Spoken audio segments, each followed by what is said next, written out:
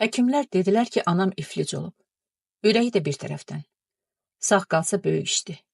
İlahi, nə qədər ağladım, nə qədər özümü danladım. Yuxusuz qaldım.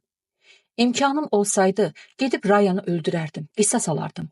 Qoy dustaq olum, təki ürəyim sakitləşsin. Təki anam ayağa qalsın. Fikirləşdim, Rayanı öldürsəm, sakitləşərəm. Amma anamı sağalda bilmərəm.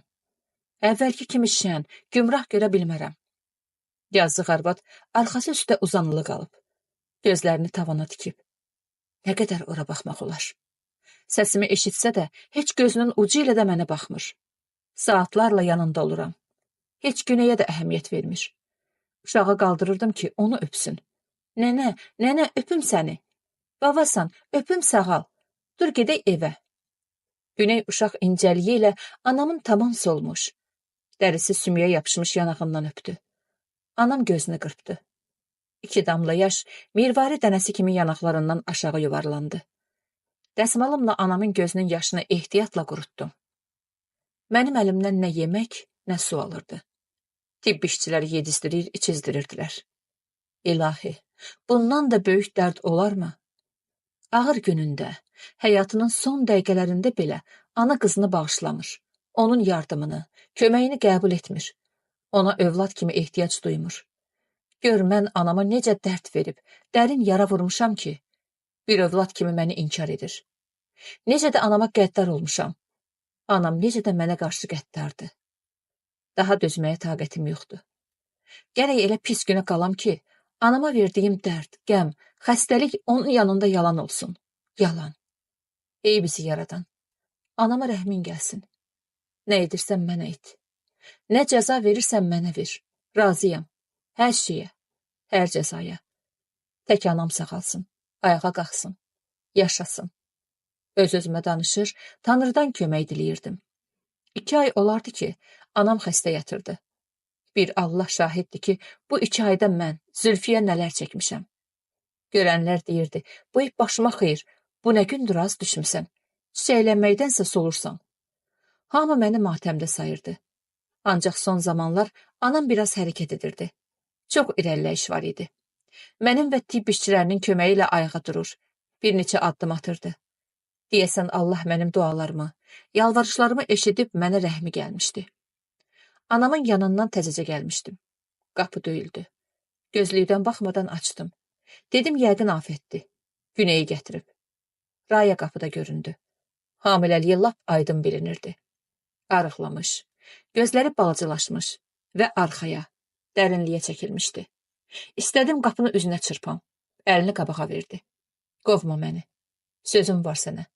Deyib, icazəsiz içəri keçdi. Çox zəhləni tökməyəcəm. Bağışla məni. 1-2 dəfə gəlmişəm. Səni tapmamışam. Qonşular dedi, o gündən anam paralic olub. Xahiş edirəm, bağışla. Anandan da üzr istəyirəm. Ağır təngiləfəs olmuş adamlar kimi mətbəxdə taburetkada oturdu. Nəfəsini dərib sözünə davam etdi. Hamiləliyə yaman pis keçirirəm. Ürəyim bulanır. Nə yeyirəm, öyüyürəm. Ayaqlarım şişir, çox gəzə bilmirəm. Это все к черту. Özün necəsən? Belə də, üzümə bax, halımı soruş. Yaxşı olar. Allah var. Rəhmi də var. Duruxdu. Yenə ürəyim əsdi. Bütün bədənim titrədi. Gözüm stolun üstündəki çörək bıçağına sataşdı. Barmaqlarım düyünləndi. Axmaq bir söz desə, ya bir təklif etsə, əlim sözümə baxmayacaq. Bıçağı soxacam qarnına. Ani fikrimdən keçdi. Hə, heç soruşmursan gəlməyimin səbəbini. Nə soruşum, onsuz da deyəcəksən. Nədənsə yenə bıçağa baxdım. Əvvəla məni təbrik et. Sud qurtardı. Amma bir arada istədim sənin də dartım suda. Zəhləm gedən qızların hamısını dartmışdım ora. Bir qırğın düşdü ki, sən demə bu pozğunların içərisində əri, nişanlısı və solidlə ailədən olanlar da var imiş. Nəysə, səni ora çəkmədim. Ona görə ki, əvvəllər səninlə münasibətin pis olmayıb. O əclafa, Firuzu deyirdi, rast gəlməyincə. Həm də anana yazığım gəldi. Heç olmasa buna görə çox sağ ol. Dərdimizin üstünə dərd gətirmədin. Yoxsa bütün şəhərdə biabır olardıq. Razılığımı bildirdim. Məhkəmə necə qutardı? Soruşdum. Az necə qurtaracaqdı? Sən demə, bizim hökumət o üçün qumanlı imiş. 3 il yarım opşi rejim verdilər. Hamiləliyimi nəzərə alıb tutmadılar. Dedilər doğarsan, uşağın 1 ili tamam olar. Sonra uşağı ya qohumlarına, ya da dövlətə təhvil verib gedərsən türməyə. İtalyan kinosunda oynayan artist Sophie Loren kimi ildə birini doğaram, türmə də gedər daloy. Güldü. Quru öskürək tutdu onu. O qədər öskürdü ki, qıpqırmızı qızardı. Gözləri yaşardı. Dedim, indi qan qusub öləcək. Kirtap döşəməyə yıxılacaq. Yazığım gəldi. Su verdim ona. Bıçağı isə siyirməyə qoydum. Ona bir söz demədim. Su içib toxtadı. Sumkasından Kazbek qutusunu çıxarıb bir papiros götürdü. Tütünü əzişdirib yumşatdı. Alışqanla yandırdı. Nəfəsini tüstü qarışıq içinə çəkib sözünə davam etdi. Yadındadır. Sənə demişdim ki, bir qoca kişidən şübhələnirəm. Milislər məni razablaçat edəndə. Hə, nədir ki, düz çıxdı? Allah var, imanımı yandıra bilmərəm. Amma o qocanı, ayağını da biraz çəkən kişini Rəhman da görübmüş. Özü də ondan bərk qorxduğunu hiss etdim. Dacı Rəhmandan soruşdum. Kim olur o kişi, tanımırsan? O bir müddət sustu və sonra dedi. Mənə elə gəlir ki, onu tanıyıram. Aydınlaşdırıb deyərəm. Çörək yemədi. Qızla tanış etmək istədim, oturmadı. 100 qram araq içib fikirli halda çıxıb getdi. Bəs sonra? Elə belə sual verdim. Sonrası yaxşı oldu. Rəhmətlik Bəşir Səfəroğlu demişkən. Ta Rəhmanı görmədim. Bu gün mənə dedilər ki, meydini 3 gün bundan qabaq hardasa, dərin uçurumda, zibilliyin içində tapıblar. Kimin? Təəccüblə soruşdum. Kimin? Sənin canciyərin Rəhmanın. Uğraşın biri idi. O qədər mənə pislik etmişdi ki, zibil adam olduğuna görə elə öldürüb zibilliyə də atıblar. Tak što, spokojno yaşamaq olar. Nəysə, sən Allah bağışla məni. Dərin bir qullab vurub papirosun kötüyünü nəfəslikdən bayıra tulladı. Ayağa durub qapıya yaxınlaşdı. Qapının yanında geriyə döndü. Qorxdum ki, yenə nəsə axmaq bir şey təklif edəcək. Ya da məni döyəcək. Tez soruşdum. Heç demədin nə üçün gəlmişdin? Az, elə belə. Dərdləşməyə gəlmişdim. Axı mən də ana olacam. Analıq duyğusu adamı yumşaldır, mehribanlaşdırır. Deyib məni qucaqladı. Yanağımdan öpüb çıxdı. Raya gedəndən sonra bir müddət Rəhmanın öldürülməsinə inanmadım. Bu qoca kişi kimdir?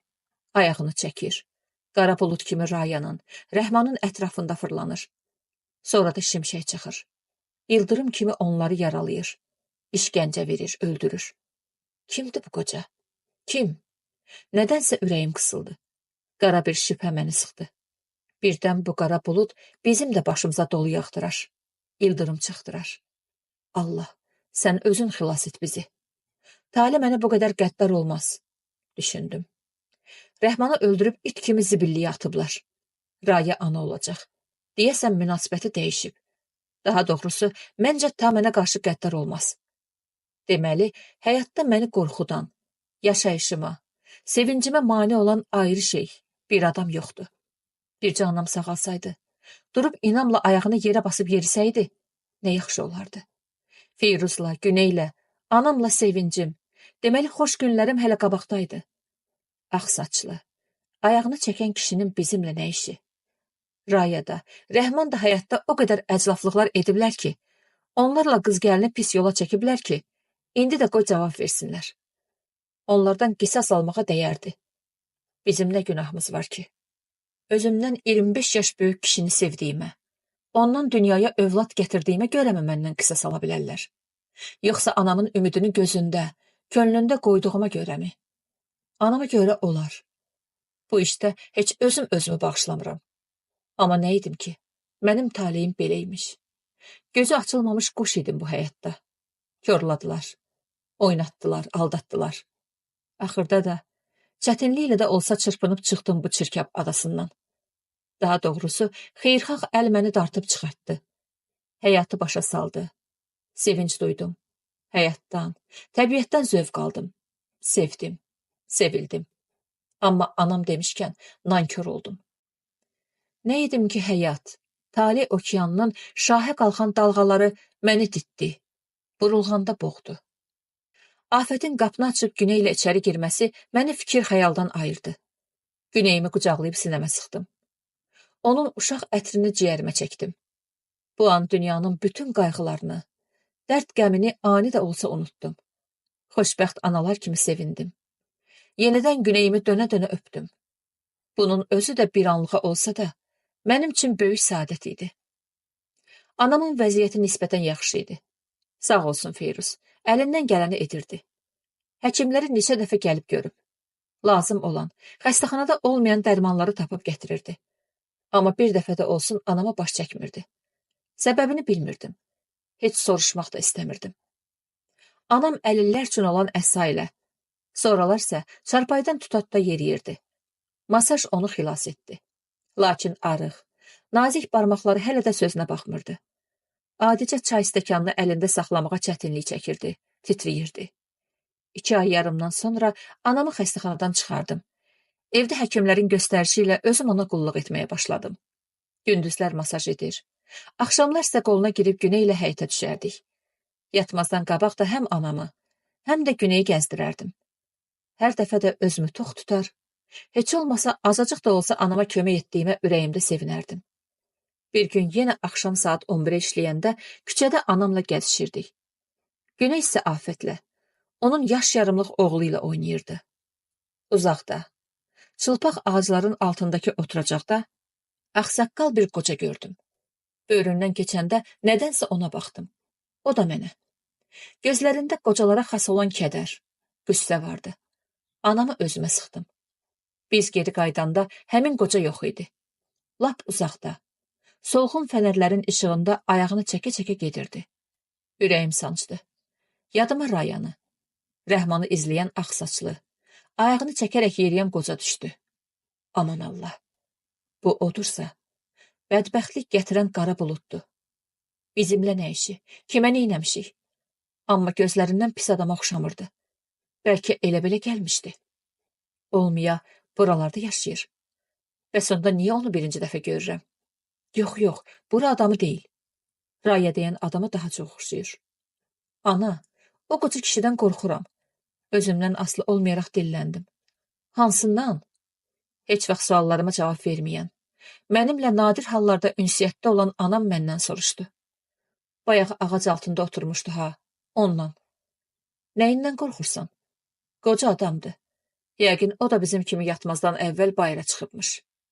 İstədim Raya və Rəhman əhvalatını anama danışım. Amma fikirləşdim ki, gör anama nə qədər dərd, qəm, kədər gətirən rəvayətlər. Belə demək mümkünsə danışmalıyam. Onsuz da ona az dərd verməmişəm. Onu bu günə də mən qoymuşam. Xəstəxanadan təzəcə çıxıb. Fikrimdən daşındım. Binamıza tərəf istiqamət götürdük. Qərarlaşdırdım ki, sabah ya başqa bir gün həmin qocanı görsəm, mütləq ona yaxınlaşacam. Bəlkə söhbət edib şübhələrimə son qoyam. Bu fikirlə mənzilə qalxdıq. Ancaq səhərə kimi yata bilmədim. Biraz mürgüləyən kimi həmin qoca yuxuma girirdi. Əvvəl nurani baxışları ilə mənə baxır. Sonra getdikcə başı, qulaqları, saqqalı böyüyür. Sifəti şir sifətinə çevrilir. Pəncələrini qaldırıb qabağa, anamla mənim üstümə tullanmaq istəyir. Doğma gözləri birdən vəhşiləşirdi, ot püskürürdü. Anamı qucaqladım. Lakin şir anamı əlimdən alıb bir göz qırpımında hündür, çılpaq ağacların arasında yox oldu. Qışqırmaq, adamları haraya, köməyə çağırmaq istəyirəm. Səsim çıxmır. Şirin arxasınca qaçmağa çalışıram. Ayaqlarım sanki tutulub. Sözümə baxmır. Yuxudan tər içində ayıldım. Çarpaydan düşmək istədim ki, görüm anam çarpaydadır ya yox. Bütün bədənim ağrıyırdı. Elə bil ayaqlarımda qan işləmirdi. Güclə özümü çarpaydan döşəməyə saldım. Keymiş ayaqlarımı döşəməyə basıb, divardan tuta-tuta anam yatan otağın qapısına yaxınlaşdım. Anam çarpayda arxası üstə uzanıb qollarını sinəsində çarpazlamışdı. Otaq qaranlıq idi. Anamı oyatmamaq üçün işığı yandırmadım. Ona yaxınlaşdım. Yatıb yatmamasını aydınlaşdırmaq istədim. Ayaqlarımın keyi açılırdı. Qan hərəkətə gəlmişdi. Anam gözlərini qırpmadan tavana baxırdı. Niyə yatmırsan? Mənə tərəf çevrilmədən soruşdu. Nədənsə yata bilmirəm, dedim. Elə dayan ki, səni görüm. Nədənsə sənə, gözlərinə baxmaq istəyirəm. Anam ağır nəfəs alaraq aram-aram dedi. Anamın çarpayısına daha da yaxın dayandım. İstədim əyilib üzünə baxım. Fikirləşdim ki, otaq qaranlıqdır. Anam məni istədiyi kimi görə bilməz. Bu fikirlə soruşdum. Bəlkə işığı yandırım. Nədənsə düşündüm ki, anam bu neçə illər ərzində deyəsən mənimlə açıq söhbət etmək, dərdləşmək istəyir. Ani sükutdan sonra anam dedi. Stol üstü lampanı yandır. Özün də solumda otur. Sənə yaxşıca baxım. Nədənsə darıxıram. Stol üstü lampanı yandırdım. Otaqda solğun işıq bərq vurdu. Anamın solunda, çarpayının qırağında bir yan üstə oturdum. Baxışlarımı anama dikdim. Bir cüt göz kədərlə, qüssə ilə dolu, nəmlənmiş, həsrətli baxışlar mənə zilləndi. Aman Allah! Bir neçə il bundan qabaq parlaq, şölə saçan, biraz kədərli olan, kişiləri valeh edən iri gözlər necə də dərinliyə çəkilmişdi, bicanələşmişdi, şüşələnmişdi, parıltısı sönükləşmişdi. Anam əvvəlcə gözlərini qıyaraq, sonra da geniş açaraq baxdı. Mənə elə gəldi ki, o baxışlar nəvaziş bəxş etmək, nəsə demək istəyir. Özümdən asılı olmayaraq soruşdum. Ana, elə niyə baxırsan? Mənə elə gəldi ki, anam sözlərimi eşitmədi. Dodaqlarımın tərpənişini, sual edici baxışlarımı duymadı. Lakin azacıq sükutdan sonra, bilmirəm. Amma sənə baxanda elə bil darıxmaqlığım yoxa çıxır. Ürəyim yüngülləşir, dedi. Çarpayda yerimi rahatladım. Ürəyim sevinclə döyünməyə başladı. Deyəsən anam rəhmə gəlmişdi. Məni yenə əvvəlki kimi, balaca Zülfiyə kimi sevməyə başlamışdı. Göz qapaqlarını sıxdı. Göz bulaqlarında yaş damlaları yumrulandı və sanki elə oradaca donub qaldı. Göz qapaqları geniş açılanda isə damlalar iriləşdi, amma tərpənmədi. Yenə o gözlər mənə baxdı. Anamın sol əli ağır-ağır yumşaq saçımda gəzdi. Doğrudan da gözəlmişsən. Elə bil birinci dəfə idi ki, məni görürdü. Sustum. Anamın saçımda ağırlaşmış əlini ovcuma götürdüm. Dodaqlarıma yaxınlaşdırdım. Mənə əli soyuq göründü. Nəfəsimlə anamın nazik, arıq barmaqlarını isindirdim, ovxaladım, dönə-dönə öpdüm. Bu vəziyyətdə özümdən asılı olmayaraq gözlərim doldu. Anamın üstünə əyilmək, onu incəliklə qucaqlamaq istədim. Əlinin işarəsi ilə qoymadı. Elə hey mənə baxırdı. Nəhayət dedi. Mənə tərəf əyil. Qoy gözlərini daha yaxşı görüm. Başımı lap anamın sinəsinə tərəf əydim. Saçım onun sinəsində. Nəfəsim dodaqlarında, yanaqlarında gəzdi. Allanmış dodaqlarımla anamın göz bulaqlarında donmuş bir cüt iri yaş damlalarına toxundum. Ehtiyatla sordum. Anamın göz bulaqları, yanaqları buz kimi idi. Yanımda uzan. Mənə soyuqdur. Kallaşmış səslə dedi. Sevincə oldum. Yorğanı qaldırıb anamın yanında uzandım. Ona sıxıldım. Qolunu başımın altından keçirdim. Körpə uşaqlar kimi başımı onun sinəsində, boynu ilə çiyninin arasında gizlətmək istədim.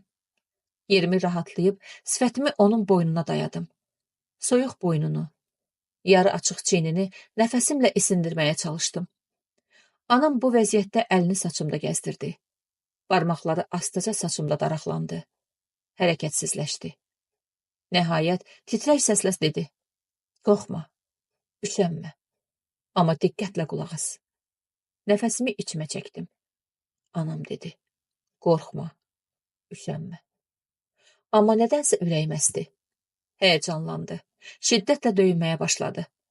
Bu halımı anam hiss etməsin deyə ona biraz da sıxıldım. Anamın barmaqları yenə saçımda gəzdi. Ağır əli ilə başımı özünə sıxmaq istədi. Lakin soyuq barmaqlar saçımda daşlaşdı. Atan xanlar, o insafsız sağdı. Anam güclə sözünə davam etdi. Necə? Necə yəni atam sağdı? Sən ki demişdin. Həyəcanımı gizlədə bilmədim. Başımı qaldırıb onun gözlərinə baxmaq istədim. Lakin anamın ağırlaşmış qolu, saçımda daraqlanmış, daşlaşmış barmaqları imkan vermədi. Anam həyəcanlı fikrimi yekunlaşdırmağa qoymadı. Demişdim. Demişdin ki, qəzaya uğrayıb. Amma anam sustu. Sol ayağını yorğanın altında rahatladı. Haçandan haçana sanki mənim dəhşətlə darıxmağımı duydu. Sözünün ardını dedi. Ona ölüm hökmü oxumuşdular. Elə bilirdim ki, hökm icra olunub, öldürüblər. Sən demə, 15 il cəza çəkib gəlib. Anam son nəfəsli adamlar kimi qırıq-qırıq danışdı. Nə bildin ki, o sağdır?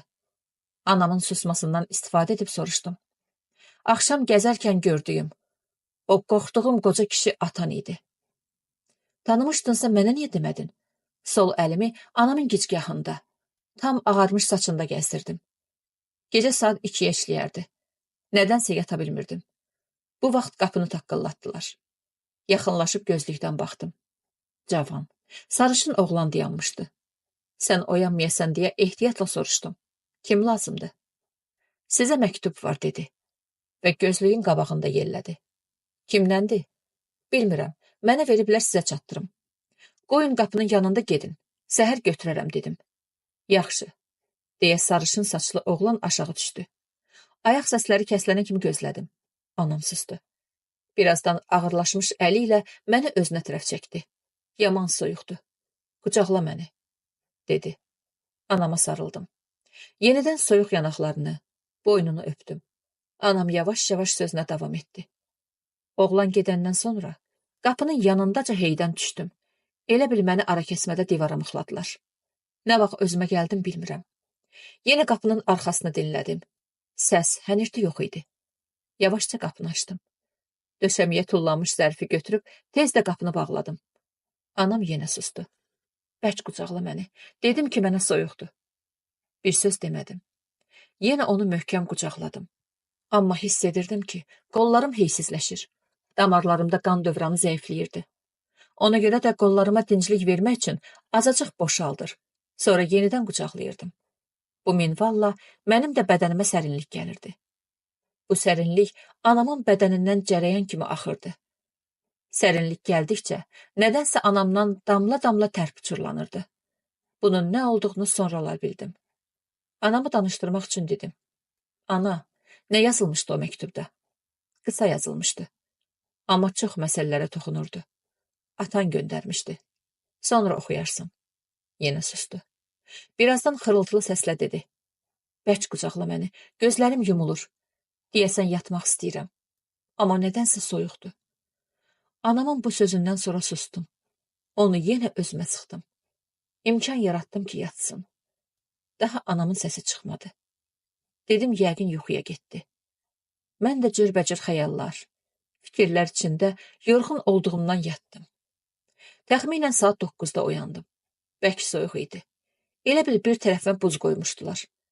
Buzun soyuqluğu bütün bədənimə işləmişdi. Anamın boynumun altından keçən əli saçımda daraqlanmışdı. Hava artıq işıqlandığından o biri əlində cəngələnmiş kağız parçasını gördüm. Ehtiyatla durmaq istədim. Anamı ayıltmamaq üçün. Amma onun qolunu boynumdan ayıra bilmədim. Barmaqları soyuq bir qarmaq kimi saçıma ilişmişdi. Nəhayət, hər şey mənə aydın oldu. Dəhşət məni götürdü. Anam ölmüşdü. Soyumuş, qurumuş qolu ilə məni özünə sıxmışdı. Var gücümlə qışqıra-qışqıra anamın qolunu biraz boynumdan araladım və qarmaqdan çıxdım. Fəryadım evi başına götürmüşdü. Ağlaya-ağlaya gələn tanışlara bizim şəhərdə qohumumuz yox idi, anam demişdi. Deyirdim ki, onu, övlad toyu görməyən anamı mən öldürdüm. Mən, ay ana, ay Ülviyə, ana payım, bacı payım, rəfiqə payım Ülviyə. Həyatda bir an belə üzün gülmədi. Mən sənə sevinc əvəzinə kədər, dərd gətirdim. Dirikən çürütdüm səni. Anam hey, Ülviyəm hey. Qoca arvadlar kimi dizimə, sinəmə döyürdüm. Afətlə qonşular olmasaydı, bəlkə də özümə bir xətər yetirərdim. Çünki özümdə deyildim. Nə etdiyimi bilmirdim. Torpaq anamı qəbul etdi. Soyuq bədənini daha da soyutdu. Mən də özümə qəsd etməkdən, şəxsi vaxsiydən soyudum. Görünür, həyatın qanunu beləymiş. Feyruzu çox sağ olsun. Özü iştirak etməsə də, dəfn mərasimi üçün nə ərzaq lazımdırsa, hamısını tapıb yollamışdı. Anamın üçündən sonra ata deyilənin anama, o ayağı sınmış sarı saçdan göndərdiyi məktubunu oxudum.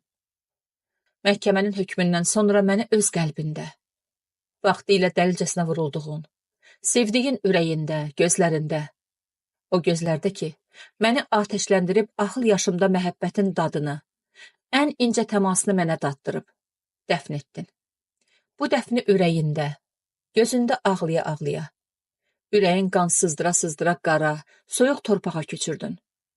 Düzdür, yaz saxladın, başqa kişilərə göz dikmədin. Ömrünü gününü qızımız Zülfiyəyə həsr etdin. Onu xoşbəxt görmək ümidi ilə yaşadın. Əlbəttə, o sənin həyatda yeganə ümidin idi. 5 illik müharibənin çoxdan qurtarmasına baxmayaraq, indi sağ qalan analarımız, bacılarımız, gəlinlərimiz müharibədən qayıtmayan oğullarının, qardaşlarının, nişanlılarının, ərlərinin bir vaxt qayıdacağı ümidi ilə yaşayırlar. Və bu ümidlə də qara torpağa qovuşurlar. Amma indiki sülh dövründə bizim hökumətin humanistliyini sən nəzərə almadın. Məni yenidən görə biləcək, həyatında yaşada biləcək ümidini itirdin. Sağ qalmışam, ya ölmüşəm, maraqlanmadın. Bu bir yana. Qoca vaxtımda sənə olan məhəbbətimin, inkar etmirəm. Bəhrəsi olan Zülfiyəni qoruya bilmədin. Mən hər şeyi bilirəm. Allah sənə bunlara görə dərd verdi. Elə bir dərd ki, cavan ikən gözün həyatdan doymadan öləcəksən. Mən sənə toxunmayacam. Onsuz da ömrünə az qalıb. Allah özü sənə həyat verib. Özü də bu yaxınlarda onu alacaq. Neçə dəfə sizi izləmişəm. Necə də gözəl qızımız var. Necə də qurumusan. Təkcə sümüyün qalıb. Nəvən də gözəldir. Ah, gör Zülfiyə kimdən doğub. Əclaf. Nəysə, hər kəsin, hər şeyin bu həyatda öz yeri, öz qisməti var. Ölüm haqdır. Gözlə onu. Gözlə. Qapını özü döyəcək. Sənə nə salam verirəm, nə də xudafizləşirəm. Mənim üçün yoxsan. Yox. Eşitdin? Məktubu oxuyandan sonra sanki şimşək çaxdı. Hava tutuldu. Otağıma qaranlıq çöktü.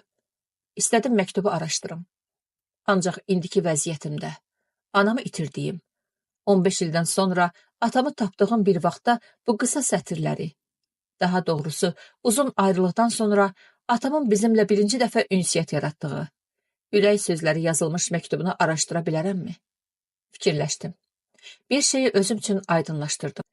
Anamı nə qədər dərin məhəbbətlə sevirmişsə, yolunu gözləmədiyinə, məni qoruya bilmədiyinə görə ona ölüm arzulayıb. Yazdığı sətirlər Əzrail kimi anamın sinəsinə çöküb. Yazıq anamın ürəyi elə bir tükdən asılmışdı. Qəddarlıqla yazılmış məktub onu da incəliklə qırdı. Əclaf sözü kimə aid idi? Anama, ya Feyruza? Məncə Feyruza aid idi. Gör kimdən doğub. Hə. Əclaf sözünü Feyruzun ünvanına yazmışdı. Niyə? Yaşına görəmi? O da anamı alanda Feyruzdan da yaşlıymış. 52 yaşı olub. Anamın 18. Yox, yaşına görə olmaz. Bəlkə Feyruzun pis adam olduğunu bilir. Axı mən ondan pislik görməmişəm. Görməmişəm. Başım bərk ağrıdı.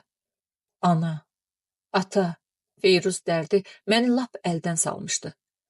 Son zamanlar başımda olan dəhşətli ağrılar gözümü açmağa imkan vermirdi.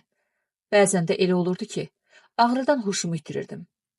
Anamın qırxı çıxmışdı. Bəlkə elə buna görə də hər gecə yuxuma girirdi. Arıq, əzgin idi. Qəmli baxışlarını dikirdi üzümə. Hər dəfə də deyirdi. Ay qızım, pismi etdim səni böyütdüm. Cavan ikən qara saçlarıma ilahidən ağ hörüklər hörüldü. Səni boya başa çatdırdım. Başqa cavan, kimsəsiz qadınlar kimi ərə getmədim. Yad kişilərə göz dikmədim. Bütün mehrimi sənə bağladım. Səni xoşbəxt görmək ümidi ilə həyatda əlləşdim, çalışdım. Bəs niyə atan xanlar qınadı məni? Qətdən gəlmişdim. Nə biləydim məhkəmə nədir, hökm nədir, cəza nədir, hökumətin humanistliyi nədir? Ona rast gələndə gözü açılmamış cücə kimi idim. Ona ərə getdiyim üçün, daha doğrusu mənə görə, ona görə onun da mənim də bütün qohumlarımız bir-biri ilə qanlı düşmən oldular. O tutulandan sonra bir yol göstərənim olmadı. O ki bunu bilirdi. Bilirdi ki ondan sonra mən həyatda tənha, kimsəsiz qaldım. Yeganə pənahım sən idin. Sən də məni bura, qara torpağın altına, ruhlar dünyasına göndərdin. Bəs o bunları bilə-bilə, onun qayıdacağını gözləmədiyimə görə niyə məni qınadı? Mənə ölüm arzuladı. Niyə? Düz eləmədi. Amma düzünü deyim ki, mən çoxdan ölməliydim. Ölə bilmirdim. Nədənsə bu 15 ildə bir dəfə də o yuxuma girməmişdi. Onun yuxuma girməsini gözləyirdim. Danışım, ürək sözümü deyim. Lakin ona deyiləcək sözlərim ürəyimdə qaldı. Yuxuma girmək əvəzinə axır bir gün özü gəldi. Deməli sağ imiş. Məktub göndərdi. Çox sağ olsun buna görə də. Oxuyandan sonra bildim ki, vaxtım çatıb. Öləcəm.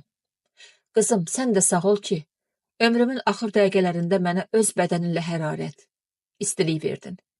Üşüməyə qoymadın.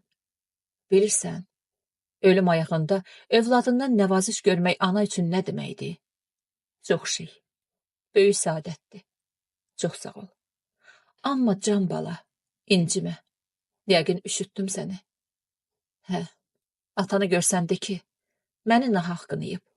Yox, ya da demə. O dey görürəm. Özü gəlir. Amma hələ uzaqdadır. Yerişi itidir, tez gələcək.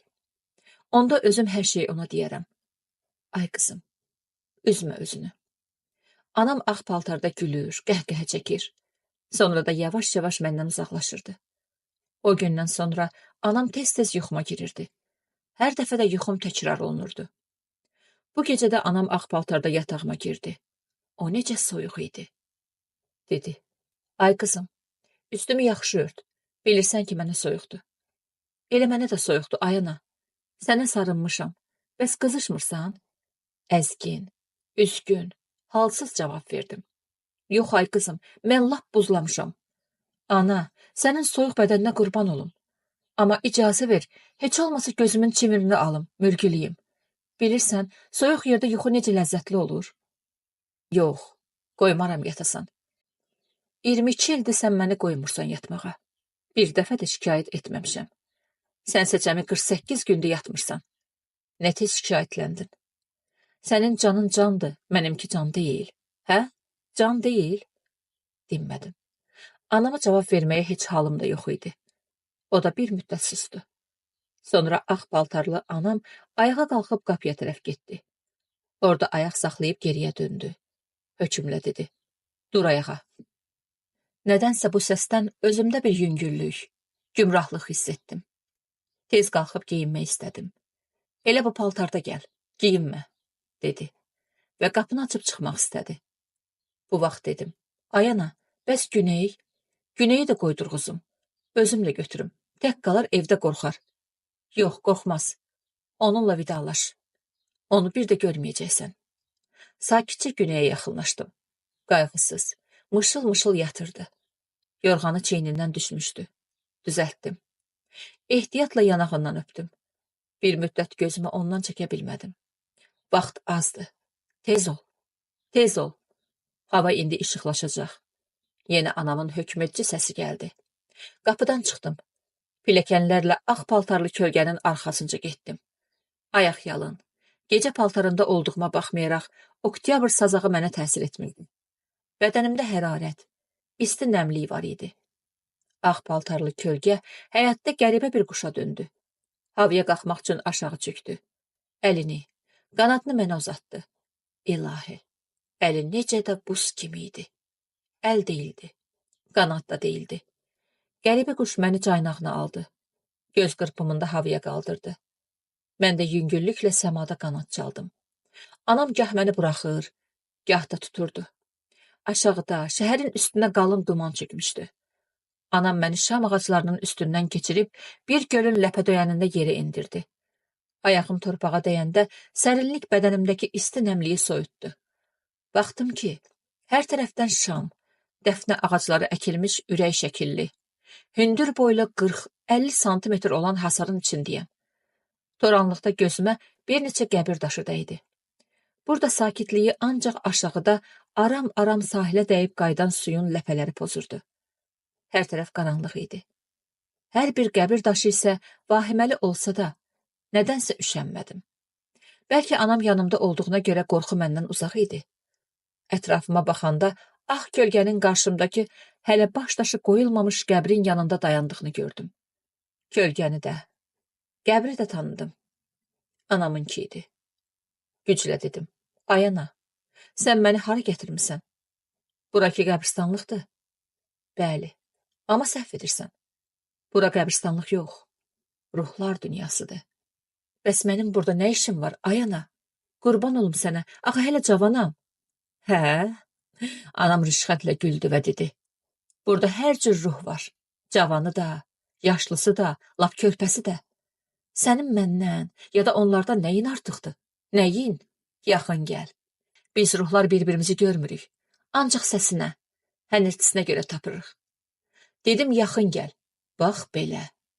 İndi sənin qoyduğun bu daş piltələr aralanacaq və mənimlə oraya, mənim qoynuma, bir sözlə, əbədi ruhlar dünyasına qədəm qoyacaqsan. Orada hamıya sığınacaq verirlər. Bu ara doğrudan da qəbrin üstü açıldı. Gözə görünməz ağ rəngli əl idimi, qarmaq idimi bilmədim. Bir şey qolumdan yapışdı və məni qəbrə tərəf dartdı. Elə bu an qulağıma bir səs gəldi. Bu səs hardan gəldi bilmədim. Amma çox tanış səs idi. Zülfiyə, amandı, getmə. Bəs mən, Güney, bizi qoyub hara gedirsən? Gedirsən? Gedirsən? Qoymaram, qoymaram, qoymaram. Tanıdım. Firuzun səsi idi. Bu səs uzaqlardan gəlib lap yaxınlıqda öz əks sədası ilə qulaqlarıma oxşadı. Nəfəsə çevrildi. Yanaqlarımda, boynumda təmasını duydum. Xoşallandım. Amma artıq bədənimin yarısı qəbirdə idi. İkinci bir əl, deyəsən Firuzun əli idi. Toranlıqda, qatı dumanda yaxşı seçə bilmədim.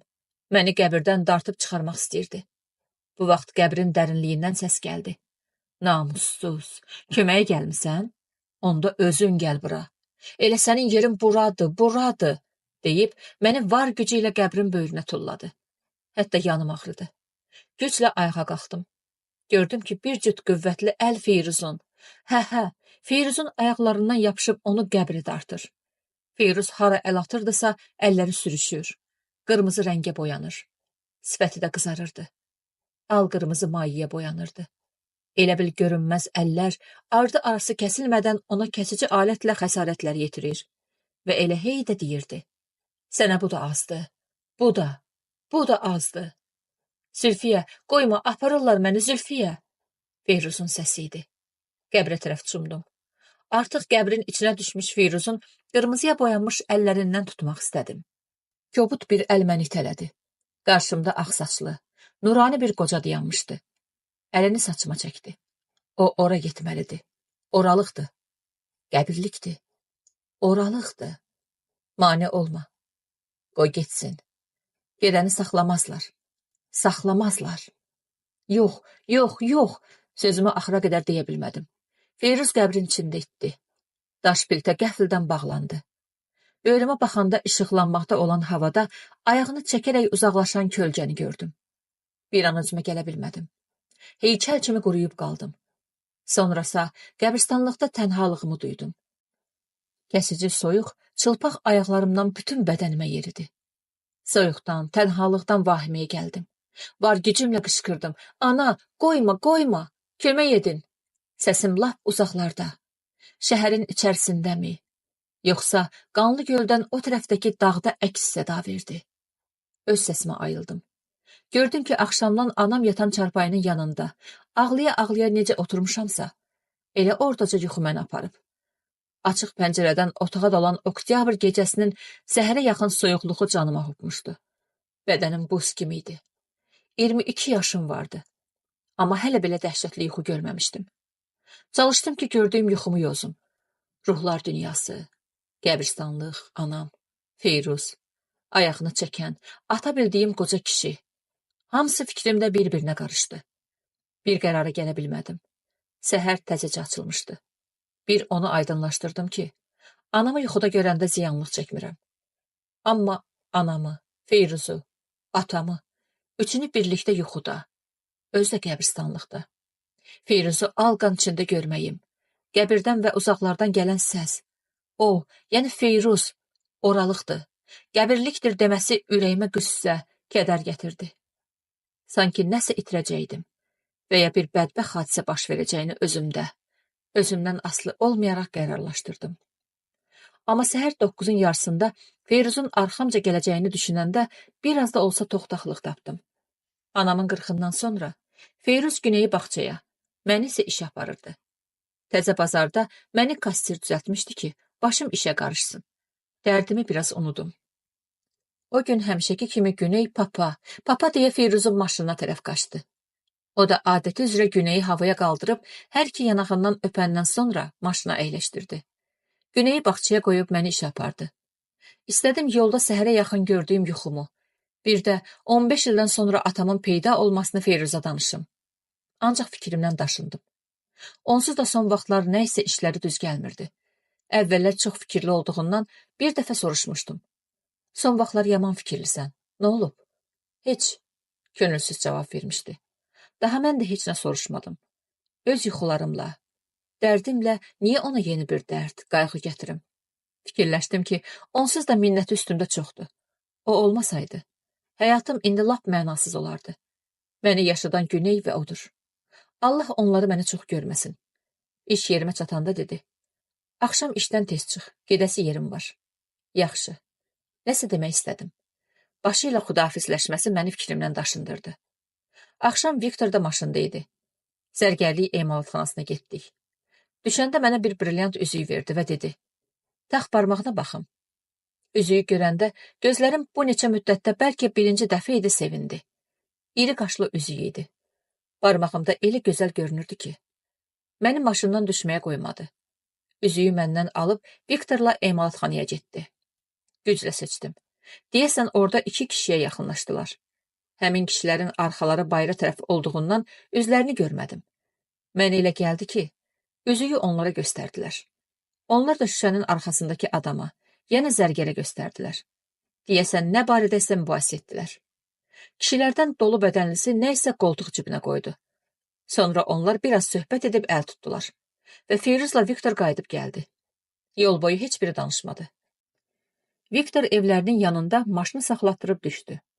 Biz isə Güneyin bağçasına getdik. Yolda Feyruza dedim. O adamlardan nədənsə xoşum gəlmədi. Nəyinə lazımdır? Mən deyən qiymətə pulun versələr əla olacaq, dedi. Bu üzüyü niyə satırsan? Soruşdum. Sən bilən iş deyil. Özü də hər işə başını soxma. Sərt cavab verdi. Ağlıma gəldi ki, məqamdır. Atamın yazdığı məktubdakı əclaf sözünün ona aid olub-olmadığını soruşum. Bu suala cavab almamış, gərək ilk sualı verəydim. O atamı əvvəllər və ya təzəlikcən tanıyır ya yox. Bağçaya çatanda özümü saxlaya bilmədim. Düzdür, mən qarışan iş deyil, amma hər halda ehtiyatlı ol. Heç nə olmaz. Tez uşağı götür gəl. Sən get. Biz də gəzə-gəzə evə gedərik, dedim. Bir müddət sustu. Çox qayğılı görünürdü. Sonra razılaşıb maşını sürüb getdi. O dəhşətli yuxudan 3 gün keçirdi.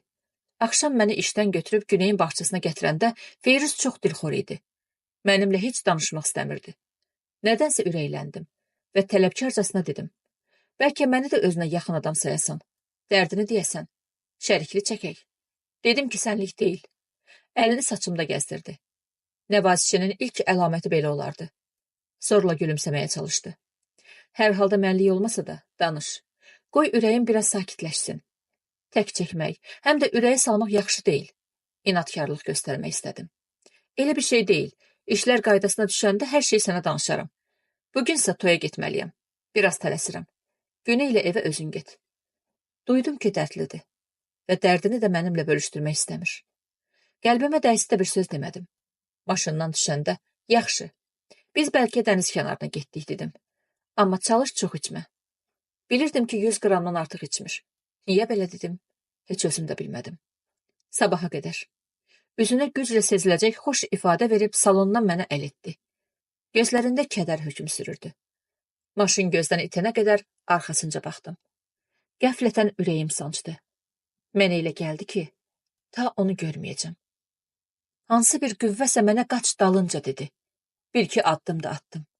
Sonra qayıdıb Güneyi götürdüm. Gəzə-gəzə dəniz kənarı parka getdik.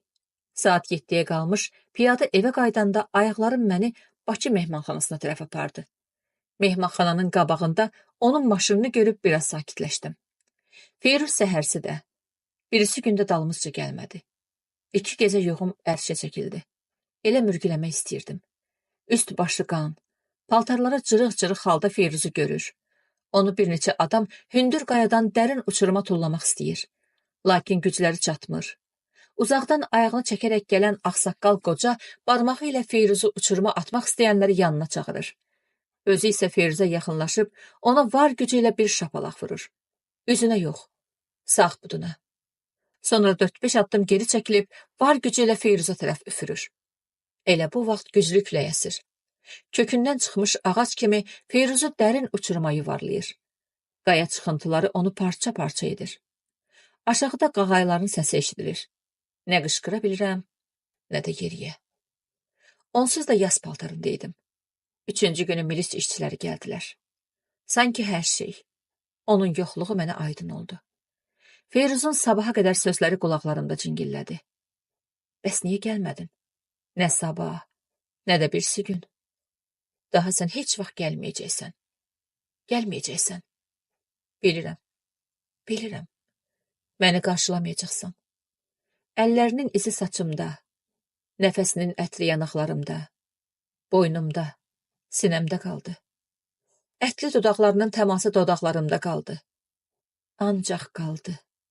Və biz sənsiz qaldıq. Taleyin oyunu necə də qəddar, amansız olurmuş. Deyirlər ki, kim Allah və insanlar qarşısında bağışlanmaz qəbahətlərə, qəddarlığa yol veribsə, sonralar özünə olmasa da, evladına qarşı tali amansız olur və gec-tez istədiyi kimi onlara cəza verir. Bir sözlə, öz intiqamını alır. Qoy belə olsun, mən razı ey Tanrı. Anama zülm etdin. Onu əzab-əziyyətlə öldürdün. Məni kimsəsiz, anasız, Feyruzsuz qoydun. Ayağını çəkərək yeriyən, ata deyilən kişiyə hələ nə cəza verəcəksən bilmirəm.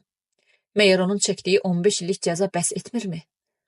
Amma əlimə düşsə, anamın həyatdan tez köçməsində səbəbkar olduğuna görə və Feyruzla əlaqədar yuxuma girdiyinə görə, demək onun da ölümündə əli var. Bax, bütün bunlara görə onu tikə-tikə doğrayaram. Ey Pərverdigara, ey Allah, yalvarıram. Bizə verdiyin zülmü, qisası, yeganə həyat ümidim günəyə qıyma. Bilirsən ki, tənhayam, kimsəsizəm. Mənə də biraz imkan ver, onu ayağa qaldırım. Əzizim Feyruz, bilmirəm kim idin, necə adam idin, amma sən mənə həyat verdin. Buna görə həyatım boyu minnətdaram sənə. Səninlə həyatın acılığını, şirinliyini, qəddarlığını, ləzzətini tatdım. Sənli günlərim nə qədər yaşasam da, mənə ömürlük bəs edər. Ruhun həmişə şad olsun. Bu cızma qaranı sənə görə başlamışdım. Sənin dəhşətli ölümünsə ona yekun vurdu. Yəqin ki, dediklərim sənə əyan olar. Əyansa yadında saxla. Sənsiz həyatım məzmunsuz və heçdir. Yaşamaq nəbzi ancaq günəyə. Allah onu xəta bəladan saxlasın. Bir də səninlə bağlı xatirələrimi görədi. Eşit qəlbimi. Hardasa oxumuşdum. Ey qəlb oxşayan, valeh edici qızılgül. Niyə çiçəkləndin? Niyə? Niyə sən daş ürəkli, qəddar bir adamın əli ilə dərildin? Niyə? Dərib səni sinələrinə sıxdılar, əzizlədilər, ləzzət aldılar, aldatdılar. Nə vaxt ki bezdilər, itələyib səni torpağa tulladılar və hökmlə dedilər, bacarırsan yaşa, çiçəklən. Axı qızılgül solubsa, tapdalanıbsa, ləçəkləri tökülübsə, gövdəsi əyilibsə, necə yenidən yaşasın, çiçəklənsin? Necə? Səni heç kim yerdən qaldırmayacaq, nəvaziş göstərməyəcək, yaddan çıxacaqsan və beləcə də adi bir çiçək kimi məhv olacaqsan. Məhv. Elə bil bu sözlər mənim üçün deyilib. Mənimki də belə gətirdi. Amma ölərəm, qoymaram bir də məni dərsinlər, sinələrinə sıxsınlar. Qoymaram, qoymaram, ruhunun xatirinə. Eşit, eşit, mən heç. İndi mən özümü unudub ayrı bir çiçəyi qorumalıyam, yaşatmalıyam. O çiçək mənim balamdır. Ölərəm, ancaq onu mənim kimi dərilməyə qoymaram. Qoymaram. Eşidirsənmi Feyruz? Həyatım, eşqim səninlə bitdi. Zülfiyanın gündəliyini oxuyandan sonra Kərimov oturduğu kresloda başını divara söykədi. Gözlərini yumub heç nə haqqında fikirləşməməyə çalışdı. Lakin Zülfiyənin kədər, sevinç, qüssə və dəhşətlər dolu qəribə gündəliyi onu rahat buraxmırdı. Qapını açıb kabinetdən çıxdı. Dəhlizdə dayanan vətəndaşlara əhəmiyyət vermədən aşağı düşdü. Növbətçini xəbərdar etmədən rayonun mərkəzi sayılan qəsəbənin geniş xiyabanına tərəf addımladı. Yaz günəşinin ilıq şüaları təbiətə xoş bir təbəssüm bağışlamışdı. Kərimov nədənsə hava haqqında düşündü. Mart gah günəşli olur, gah da sərt. Novruz bayramından sonra hava düzəlir, düşündü. 5 aydan çoxdur ki, Feyruzun ölümü ilə əlaqədar istintaq gedir. Çox işlər görülmüşsə də, təəssüf ki, cinayət hələ açılmamışdı. Müstəntiq 2 dəfə istintaqı dayandırmışdı.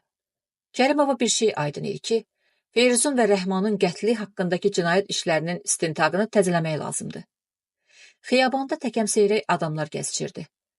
Ötüb keçənlərin də çoxu Kərimova salam verir, keyfini soruşurdu. Kərimov gün tutan bir oturacaq tapıb oturdu və yenə də Zülfiyənin gündəliyi barədə düşünməyə başladı. Deməli belə, Rəhman islah əmək düşərgəsində olarkən xanlar medalyon əhvalatına görə onun başına oyun açıb.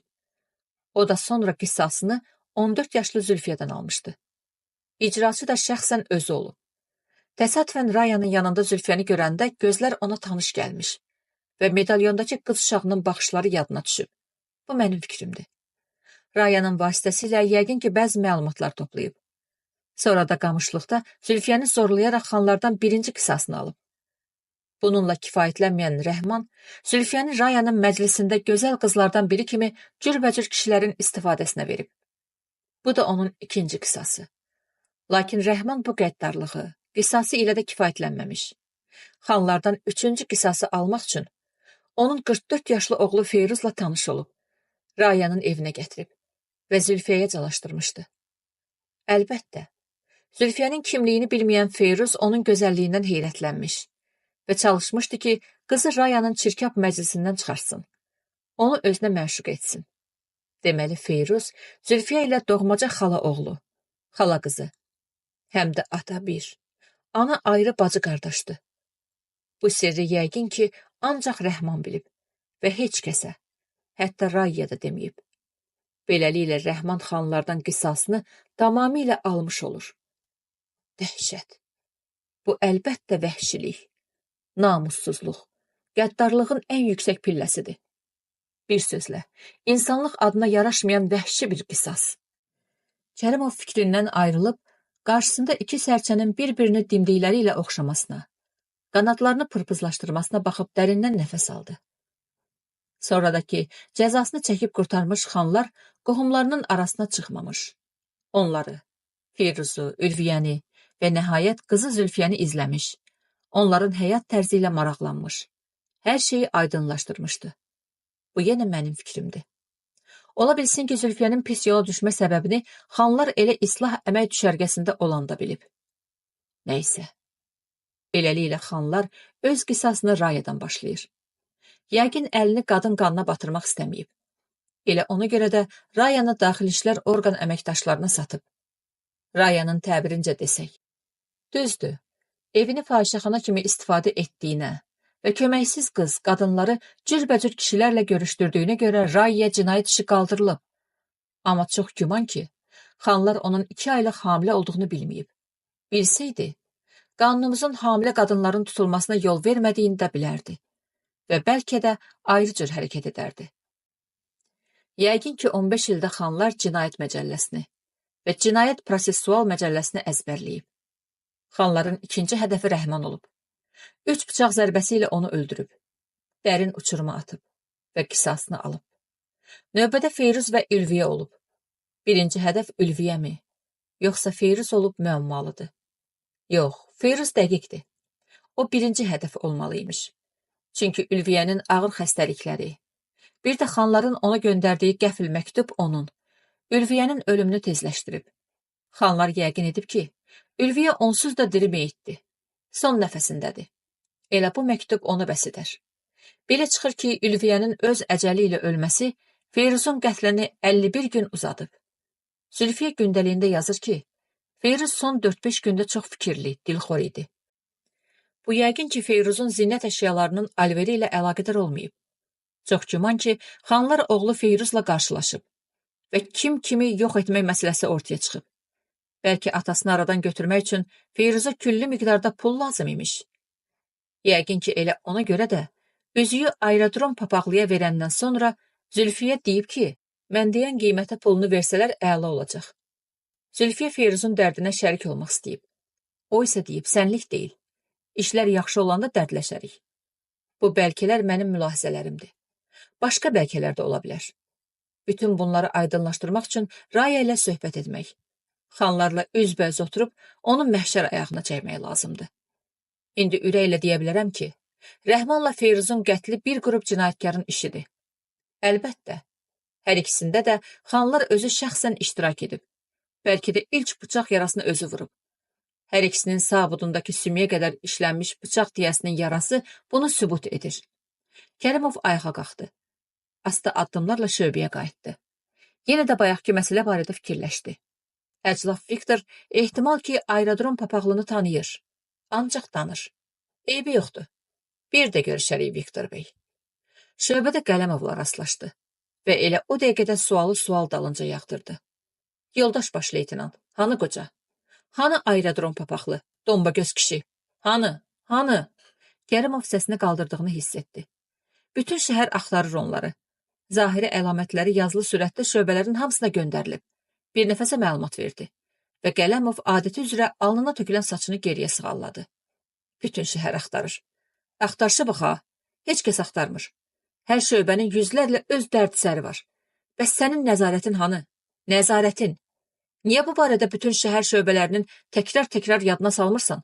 Özün niyə gedib axtarmırsan? Kərimov kabinetinə girdi. Dalınca gələn baş leytenanta tərəf dönüb yeni bir sual da verdi. İslah əmək düşərgəsindən xanların şəklini götürmüşdük. Hamıya, qonşu rayonları da paylamsan mı? Yorğun halda kresloya yayıldı. Bəli. Niyə yoxlamırsan? Bu xanlar axsaq ayağı ilə göyə çıxdı. Yerə girdi, nə oldu ona? Harda pasport qeydiyyatına düşüb? Hansı rayonda yaşayır? Bunları mən öyrənməliyəm. Qələmov sustu. Suçlu adamlar kimi dinmədi. Susmağı tapşırılan işin axırına çatdırmadığına sübut idi. Yeri, Feyruzun qətli haqqındakı əməliyyat axtarış işini qaydaya sal. Bu dediklərimi təcili yerinə yetir. Və sabah saat 9-da məlumatını qoy bu stolun üstünə. Eşitdin? Oldu yoldaş mayor. İcazə verin gedim. Qələmov yenə saçını sığallayıb təzim dayandı. Get. Kərimov əli ilə kabinetin qapısını göstərdi. Qələmov kabinetin qapısını örtəndən sonra Kərimov ayağa durdu. Adəti üzrə əlləri arxasında kabinetdə gəzişərək öz-özünə dedi. Rayanı tapmaq lazımdır. Görək o hansı havanı çalacaq. Kərimov Rayanı tapmaqda çox əziyyət çəkmədi. Yaşadığı rayonun milis şöbəsi bildirdi ki, Raya ruhi xəstəxanada müalicə olunur. Kərimov baş həkimin yanına getdi. Özünü təqdim edərək nə məqsədlə gəldiyini bildirdi. Hə, elə bir xəstə var, baş həkim dedi. Amma yaxşı olar ki, onu müalicə edən həkim Axundova ilə söhbət edəsiz. Baş həkim ani sükutdan sonra davam etdi. Birincisi, məni Səhiyyə Nazirliyinə çağırıblar. İkincisi də, mənə nisbətən Axundova yoldaşdan xəstə haqqında ətraflı məlumat alarsınız, deyən baş həkim gülümsədi və aparatın üstündəki kül rəngli düyməni bastı. Katibə cavab verəndə dedi. Zoya, həkim Axundovanı yanıma çağır. Birazdan uca boylu, ağ sifətli, iri gözlü, qara saçlı bir qadın içəri girdi. Üzünə xoş ifadə verib eşidirəm, dedi. Lalə xanım, yoldaş Kərimov sizin Raya adlı xəstənizlə maraqlanır. Zəhmət olmasa, kabinetinizdə ona xəstə haqqında baş üstə, nə zəhmətdir. Qara dərli kresloda əyləşən Kərimovu incə baxışlarla süzən Lalə xanım baş həkimin sözünü axıra qədər deməyə imkan vermədi. Kərimov ayağa durdu. Baş həkimə minnətdarlığını bildirib dedi. Yəqin ki, arayış lazım olsa, sizsiz verərlər. Əlbəttə. Lalə xanım, yoldaşa nə lazımdır kömək edin. Alnına tökülmüş uzun, ağ saçlarını nazik barmaqları ilə geriyə darayan baş həkim onları qapıya qədər yola saldı. Axundova kabinetini açıb Kərimovu içəri buraxdı. Öz yerində əyləşib ona da yer göstərdi. Sonra stolun sağ küncündə qoyulmuş bir dəstə xəstəlik tarixçəsini gözdən keçirdi. Sirmədən qalın bir dəftər çıxarıb vərəqlədi və nəhayət dedi. Sizi nə maraqlandırır? Əvvəla tanış olaq. Mən milis mayoru Kərimovam. Çox gözəl. Axundova gülümsədi. və sözünə davam etdi. Bura ancaq inzibati orqan işçiləri ya da tələbələr gəlir. Yəqin xəstəxananın müalicə üsuluna görədir. Ola bilər. Həkim fikirli halda barmağını vərəqlədiyi dəftərin səhifəsində saxladı. Raya. Hə, Raya haqqında deyirsiniz. Sizə nə məlumat lazımdır? Xəstəliyi yoxsa... Mümkünsə danışın, necə olub ki, buraya düşüb? Xəstəliyinin səbəbi nədir? Necə müalicə olunur? Kərimov stolda yerini rahatladı. Bu uzun məsələdir. Həm də acınacaqlıdır. Danışanda adamın ürəyi ağrıyır. Eybi yoxdur. Mümkünsə ətraflı danışın. Yəqin bilirsiniz. Onun haqqında xalq məhkəməsinin hökmü var. Kərimov nəzərlərini divardakı qızılgül şəklindən ayırıb həkimdə saxladı. Bilirəm.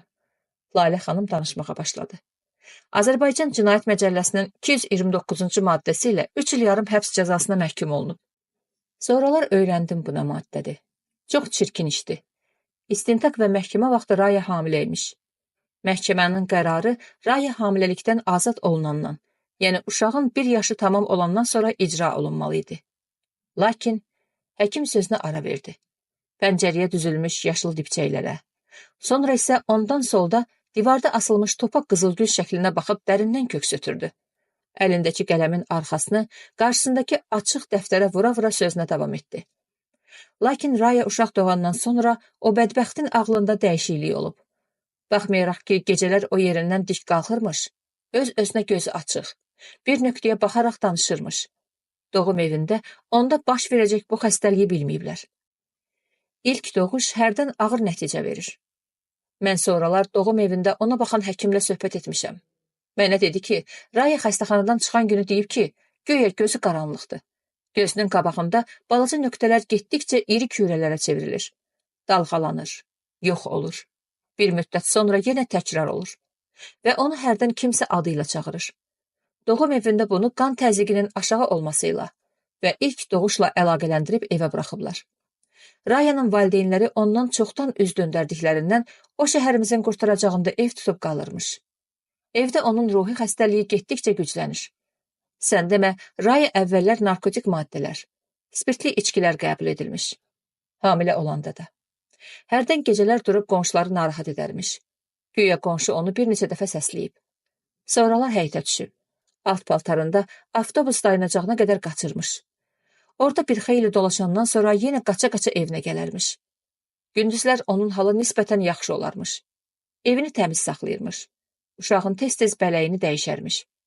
Özü də stolun üstünü həmişə servislə bəzəyərmiş. Bir gün qonşuluqda yaşayan cavan bir qız nə üçünsə onlara gəlir. Raya onu qəhqəhə ilə qarşılayır və deyir: "Gəldin Ləçər, niyə gec gəldin? Hamı səni gözləyir." Qızın qolundan tutub içəri aparır. İçəridə süfrə açılmış, badələr düzülübmüş. Amma heç kəs yox imiş. Külqabıda siqaret tüstülənirmiş. Raya sanki içəridəkilərə müraciət edərək deyir: "Görün kim gəlib? Bəh, bəh, bəh. Göz bunda, qaş bunda, baldır, ağappaq pambıq kimi bədən bunda. Göz lazımdır ki, baxsın. Kişi lazımdır ki, çoxlu pul verib ləzzət alsın." Bu sözləri deyə-deyə qonşu qızı çimdikləyir və əmr edir: "Keç ora, bax o cavan oğlanın yanına." Qonşu qız heç nə başa düşmür. Boş yerlərə baxır. Nə üçün gəldiyini unudur. Bu vaxt içəri otaqda uşaq ağlayır. Raya qəhqəhə ilə uşaq ağlayan otağa keçir. Qonşu qız bundan istifadə edib tez evlərinə qaçır və gördüklərini evdəkilərə danışır. Evdəkilər də başqalarına. Rayanın xəstəliyi getdikcə ağırlaşır. Elə vaxtlar olur ki, uşağı evdə ağlar qoyub taksi ilə harasa gedir. Evə qaydanda: "Buyurun keçin. Az canın yansın. Nə kişilərin malısan? Gəl, gəl," deyir. Qonşular bir neçə dəfə milisə, təcili yardıma müraciət ediblər. Lakin milis həkim gələndə özünü normal adam kimi aparıb. Nəhayət bir gecə.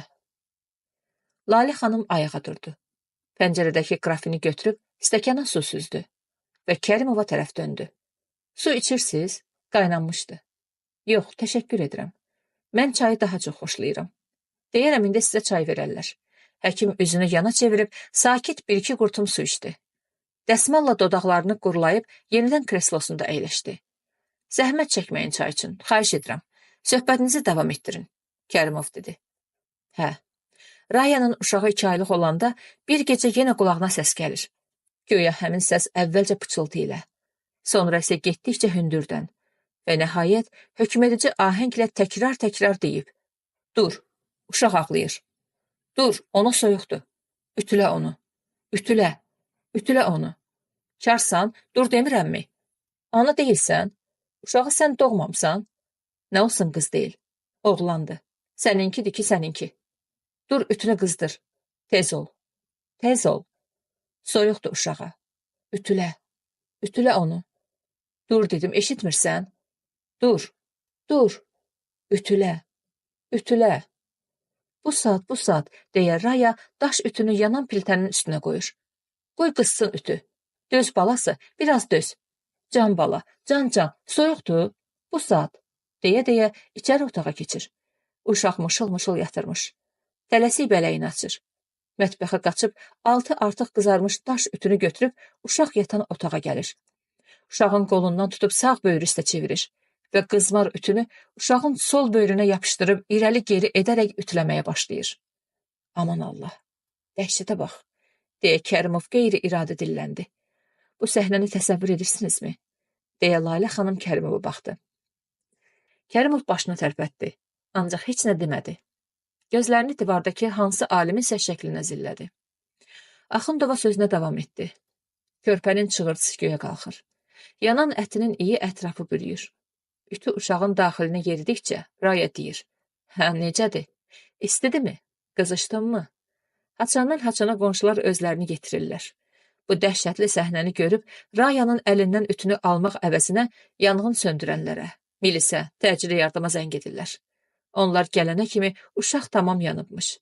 Çarpayıya da od düşübmüş. Rayanın da sol əlinin barmaqları sümüyə qədər yanıbmış. Nəysə. Raya o gündən buradadır. Hər gün öz-özünə danışır. Güya sağ əlində ütü. Sol qolunun üstündə uşaq tutub. Ütülüyürəm. Can. Yaxşıdırmı? Bilirəm ki, yaxşıdır. Daha soyuq deyil ki. Sən ki, mənim sevimli balamsan. Bax belə. Sakitləş. Yat. Bay. İndi vəziyyəti necədir? Kərimov soruşdu. Çox pis. Hərdən dəhşət içində qaçıb bir küncə sıxılır. Güya oğrun siqaret çəkir. Baş barmağını sorur, əlini yelləyir. Güya nəsə ütüləyir. Qadın üçün, ana üçün həyatda bundan ağır cəza ola bilməz. Həkim sözünə yekun vurdu. Hər ikisi sustu. Sükutu Lalə xanım pozdu. Bu günlərdə onu başqa xəstəxanaya göndərəcəyik. Əvvəla onun müalicəsi mümkün deyil. Bir də ki, o ciddi nəzarət altında olmalıdır. Heç nə yemir. Dərman qəbul etmir. İynə vurmağa qoymur. Günbəgün arıqlayır. Verilən yeməyi yemir. Amma bir də görürsən, hardansa tapdığı quru çörək parçasını üzü qoyulu çarpayıya uzanıb gizlin xırtıldadır. Onun orqanizmini yaşadan sudur. Çoxlu su içir. Lalə xanım ayağa durdu. Bu o demək idi ki, söhbət qurtardı. Kərimov xəyaldan ayrılmış adamlar kimi dedi. Onu görmək olarmı? Kişi görəndə üstünə cumur. Boğazından tutub yerə yıxır. Üstünə uzanıb iyiləyir. Sonra isə soyundurmağa çalışır. Həkim gülümsədi. Ona görə də onu xüsusi palataya qoymuşuq. Gözlükdən baxa bilərsiniz. Deyə Lalə xanım qapıya yaxınlaşdı. İkinci mərtəbədən həyətə düşdülər. Balaca arı kəsməyə keçdilər. Həkim bir qapının ağzında dayandı. Gözlükdən içəri baxdı. Buyurun baxın, dedi və kənara çəkildi. İçəridə dəmir çarpayı, balaca tumba. Üstündə də bir dəmir su qabı. Tumbanın yanında isə ağzı örtülü vedrə vardı. Raya arxasını qapıya çevirib küncə sıxılmışdı. Ot yeyən canlı kimi nəysə gövşəliyirdi. Yox, deyəsən baş barmağını sorur. Özü də ləzzətlə, incəliklə. Barmağını sorduqca məst olmuş adamlar kimi halsızlaşırdı. Birazdan yerindən dik qalxdı. Çarpayının üstünə cumdu. Elə bil nəsə götürdü. Amma əlində heç nə yox idi. Sonra tumbanın üstündəki dəmir su qabını qaldırıb gəzişə əlini yellədi. Sanki qolunun üstünü ütüləyirdi. Xırıltılı səslə də nə isə deyirdi. Su qabından bir qurtum su alıb ütülədiyi sol qoluna püflədi. Su damlaları qoluna və döşəməyə yayıldı. Yenidən su qabını ütü əvəzinə istifadə etdi. Bir müddətdən sonra qabı yerə çırpdı. Sağ qolunun üstündə heç nə olmadığı halda göyə nəyi isə əzizlədi və qəflətən çarpayıya tulladı. 3-5 santimetrlik saçına əl atdı. Bu vəziyyətdə arıq yanaqları, Çuxura düşmüş gözləri daha da dəhşətli görünürdü. Adam baxa bilmir. Kərimov sakitcə qapıdan aralandı. Ağır addımlarla çıxışa tərəf getdi. Bayırda həkimə dedi. Çoxdan burada işləyirsiniz? İnstitutu qurtarandan. 14 ildir. Necə məyər? Heç. Biz həyatda çox şey eşidirik və görürük. Amma sizdən fərqli olaraq, bəzi ağır hadisələrlə də rastlaşırıq. Burada da yüngülləri, sağala biləcək xəstələr var. Lalə inamla dedi. Kərimov istintaqa aid olan bəzi suallara da cavab aldıqdan sonra Lalə xanıma dönə-dönə təşəkkür edib şöbəyə yollandı. Yolda sanki kiminləsə danışırmış kimi dedi. Tale də, həyat da Rayadan belə qisas aldı. Sonluq əvəzi. Aparılmış əməliyyat istintaq tədbirləri nəticəsiz qaldı. 20-yəcən aerodrom papaqlı, dombagöz kişi müəyyən edildi.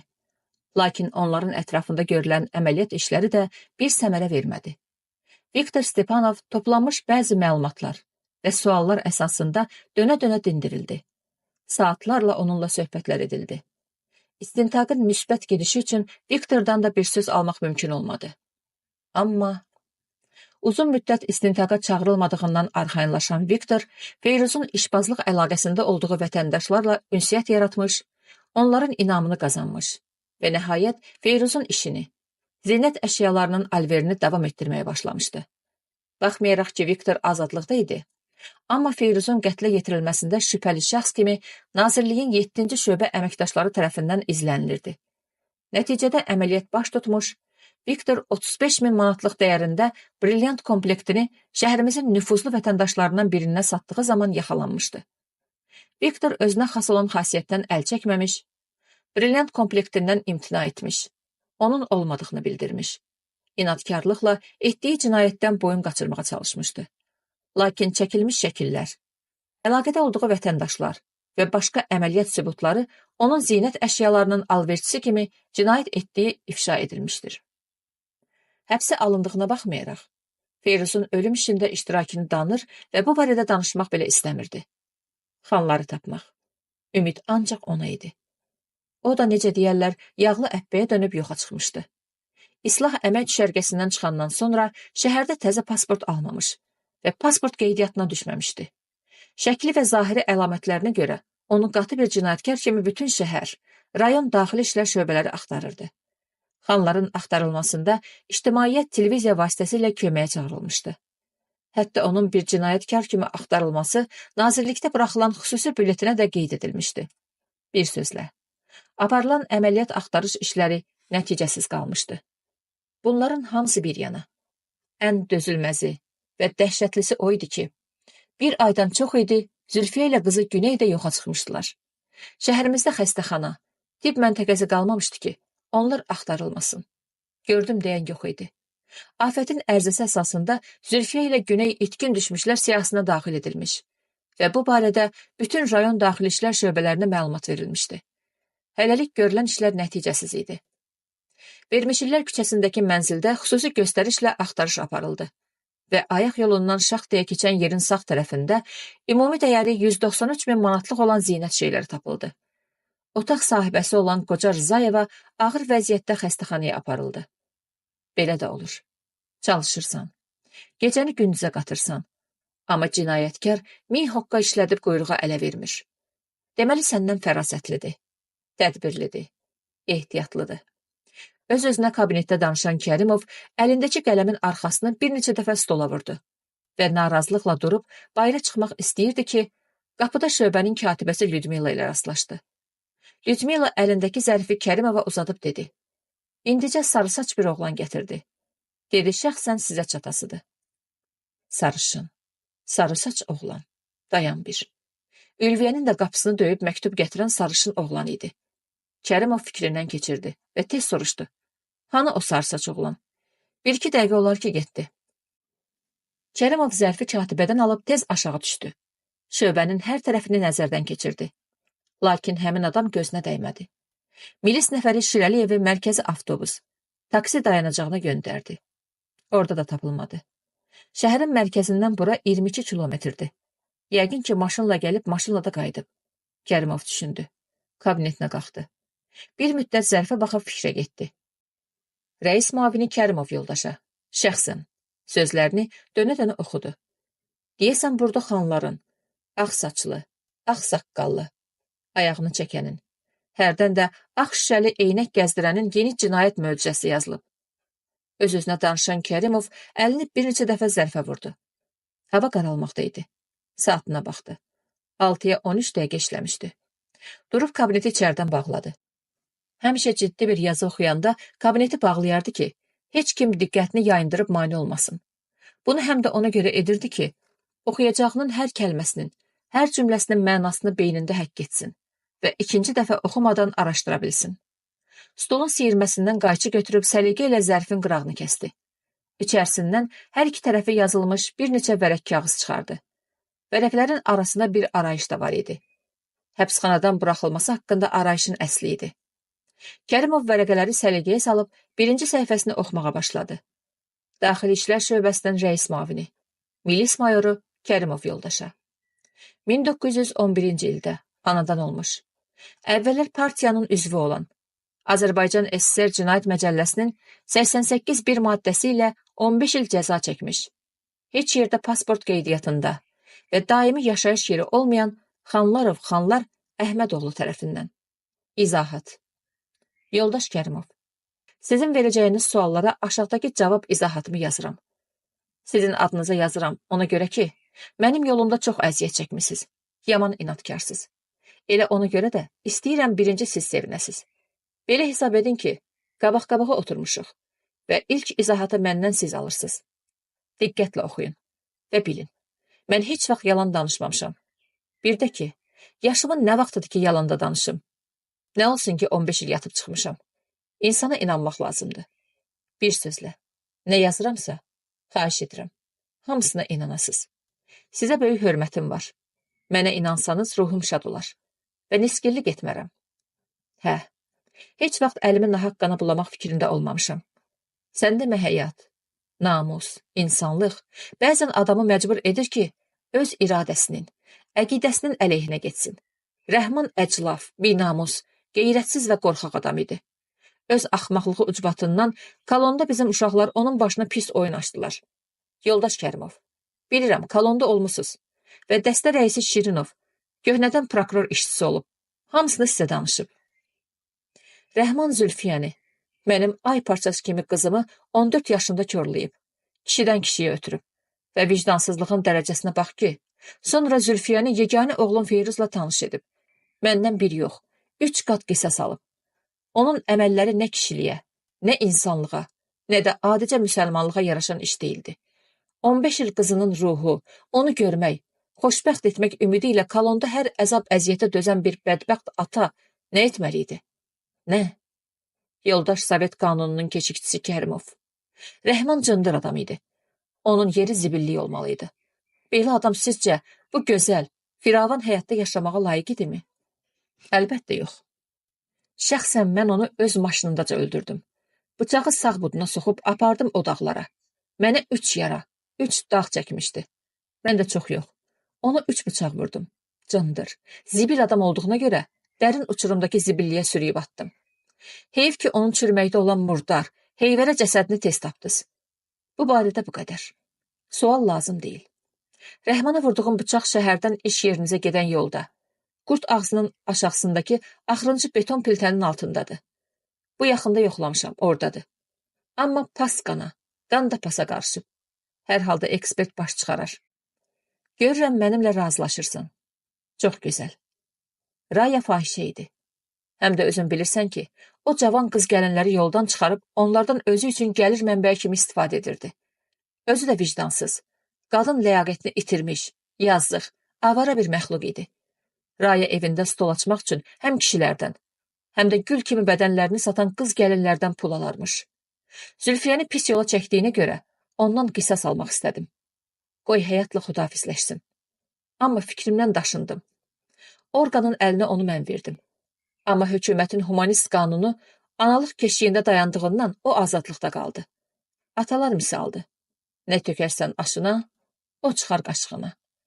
Allahın qəzəbinə elə gəlib ki, adam bunu heç düşmənə də rəva görməz. Bir sözlə, öz taleyi onun özündən elə bir qisas alıb ki, ana olmaq istəyən heç bir qadına qismət olmasın. Quduz it kimi gəbərəcək. Məncə Raya məsələsində sən dedim. Axı biz çoxdan qiyabi də olsa tanışıq. Bir də ki, yaşca səndən böyüyəm. Həm də qatı cinayətkaram. Cinayətkar isə, hansı tonda danışsa da ondan inciməzlər. Mənə sualın olmaz. Çünki onun şən həyatının psixi xəstəxanada yekunlaşmasını məndən yaxşı öyrənmisən. Ülviyə həqiqətən həyat yoldaşımın axırıncı bacısı idi. İnstituta qəbula gəlmişdi. Qoca yaşımda Allah ağlımı əlimdən aldı. Firuzun toy gecəsi özümü saxlaya bilmədim. Bir də ayıldım ki, onu dəlicəsinə sevirəm. Bunları sənə danışmaq artıqdır. Yəqin Firuzun arvadı Sona sənə bəzi şeylər deyib. Bir də ki, Zülfiyənin gündəliyi ilə tanışsan. Bir sözlə, elə əsəbləşmişdim ki, Ülviyəni əlimlə doğram etmək fikrindəydim. Bu uzun illərdə nə qədər onu çox sevmişdimsə də, ondan da çox ona nifrətim oyanmışdı. Düz deyiblər ki, məhəbbətlə nifrətin arasında bir addım. Mən deyərdim ki, bir qarış məsafədən az yol var. Zülfiyənin başına gələn oyunlardan ağır xəstəliyə tutulduğuna görə, əlimi qadın qanına batırmaq istəmədim. Bilirdim ki, mənim əl boyda məktubum onun bu dünyadan gedişi üçün kifayət edər. Yazıq həyatda çox əziyyətlər çəkdi. Bir xoş gün görmədi. Ona rəhmət düşür. Gileyli, nakam gedib. Qoy ruhu şad olsun. Bəli, Ülviyənin ölümündə özümü günahkar sayıram. Niyə günahkaram? Bu suala cavab verməyə bilərəm. Firuz mənim yeganə oğul payım idi. Oğul kimi mən atasına qarşı naxələf, nankör, bir sözlə, xain çıxdı. Məni mühakimə edirdilər. Ölüm hökmü oxuyurdular. O isə məndən pulların yerini soruşurdu. Həmin vaxt o idi ki, mənim sərt, nifrət dolu baxışlarıma tab gətirdi. Başqası olsaydı, yer yarılardı girərdi ora. Sağ olsun azadlıqda qalan yaxın dostlarım. Həm özləri üçün, həm də mənim üçün çalışdılar. Ölüm hökmünü 15 illə əvəz etdilər. Bu şad xəbər eşidən kimi Firuzun adına telegram göndərdim ki, atan ölüb, gəlməyidini apar. Kalon neçənliyindən xahiş etdim. Düz bir həftə kalona giriş qapısı yanında işlədim. Elə oradaca yatdım. Gələn olmadı. Ölmüş olsaydım, yayın o cır-hacırında çoxdan it kimi iyi verərdim. Demək unudulmuşdum. Yeganə oğlum üçün heç kimdim. Sanki həyatda yox imişəm. Və mənim ölümüm onları yandırmayıb. Əksinə, sevindirib. Bilirsiniz, dünyada hər əziyyətə, əzaba dözmüşəm və yenə də dözərəm. Amma mən canlı insanın həyatda yaşaya-yaşaya öz oğlum tərəfindən unudulmasını ağlımı sığışdıra bilmədim. Bu o deməkdir ki, sən diri ola-ola heçsən, unudulmusan. Onlar üçün sənin varlığın yoxdur, yox. Mənim üçün bundan ağır dərd ola bilərdimi? Günahım var. Gərək Ülviyəyə sağ olduğumu bildirəydim. Fikirləşdim ki, doğma oğlum belə edəndə, yad qızı, Zülfiyənin anasından nə gözləyim? Cavandır. Qoy birinə ərə gedib xoş gün görsün. Sən demə, başına qara bağlayıb, yad kişilərə göz dikməyib, yaşayıb, yana-yana yaşayıb. Amma ümidsiz, kör-köranə yaşayıb. Ona qarşı haqsız olmuşam. Sevgisi mənə, qızıma qarşı möhkəm olub. Ömrünü yeganə balası yolunda çürüdüb. Üzrxahlığımı eşitsə, ruhu şadlanar. Bağışlar məni. Bir sözlə, oğlumun qansız hərəkətinə görə qohumlarıma da sağ olduğumu bildirmədim. İndi isə peşmanam. Amma sonraki peşmançılıqdan nə fayda? Qohum əqrəba, Ülviyə və Feyruz sağ olduğumu bilsəydilər, bu bədbəxt, acınacaqlı hadisələr bəlkə də baş verməzdi. Həm məni yolxardılar, həm də Ülviyədə, Zülfiyədə gözləri olardı. Mən də yoldaş mayor. Göz yaşı axıda-axıda indi sizə izahat yazmazdım. Nəysə, özümü buna görə bağışlamıram. Feyruz da, onun arvadı Sona da bilirdilər ki, mənim Ülviyədən bir qızım var. Özü də onların oğlu ilə bir ildə doğulub. Bilirdilər. Amma məndən sonra bircə dəfə də olsun onları axtarmayıblar. Bu cəhənnəm. Feyruz görüşdüyü, yaşadığı qızın kimliyinin dərinliyinə varmayıb. Düzdür, Ülviyə aylarla xəstə olanda onu dərmanlarla, həkimlə kömək edib, lakin bir dəfə də olsun onun görüşünə getməyib. Getsəydi, xalasını, mənim ikinci arvadımı, analığını tanıyardı və belə acınacaqlı, faciəli müsibət baş verməzdi. Laqeydlik, xoş gün keçirmək onankör üçün hər şeydən irəli olub. Feyruzun bu cəmiyyətə lazımsız bir adam kimi qətlinə hökm vermişdim. Bilirdim ki, qızıl alveridir. Özü də müştərilərə fırıldaq gəlir. Ölümünə bir həftə qalmış işdən sonra çıxdım onun qabağına. Qolundan yapışıb kənara çəkdim və dedim, atan sağdır, həbsdən qurtarıb, səni görmək istəyir. Şaqqanaq çəkdi. Ay kişi, ağlını başına yığ, ölü də dirilər, dedi. Sustum. Eynəyimi düzəltdim. Sinəmi açıb medalyonu ona göstərdim. Atan dedi ki, sən inanmasan, bu medalyondakı şəkilləri sənə göstərim, deyib kiçik düyməni bastım. Medalyon taybatay açıldı. Bir cüt uşaq gözləri Feyruza zilləndi. O cərəyan vurmuş adamlar kimi diksindi. Geriyə çəkildi. Barmağını ağzına apardı. Mən yavaş-yavaş avtobus dayanacağına tərəf addımladım. Feyruz arxadan mənə çatıb qolumdan yapışdı. Vahimə içində olan adamlar kimi ağır nəfəs ala-ala soruşdu. O indi hardadır? Bu şəhərdə. Görə bilərəmmi onu? Yox, dedim. Amma fikirləşdim. Ay Səfi, görmürsən qarşında dayanmışam? Nə olsun ki, belim bükülüb, saqqalım uzanıb, ağarıb. Lazımsız eynək taxıb başıma araqçın qoymuşam. Bəs nə istəyir atam? Əvvəla dedi ki, ona ata deməyəsən. İkincisi dedi ki, Zülfiyə Ülviyənin qızıdır. Siz bacı qardaşsınız. Deyib ona baxdım. Mənə elə gəldi ki, Feyruzun sifəti eybəcərləşdi. Boyu balacalaşdı. Büzüşdü. Sanki əriyib skeletə döndü və indicə yıxılacaqdı. Gələn avtobusa minib çıxıb getdim. Bir sözlə, istəyirdim ki, onu qətlə yetirməmişdən əvvəl mənəvi əzab çəksin. Diri ikən ölsün. Vicdanı varsa bilsin ki, ölməlidir, yaşamamalıdır.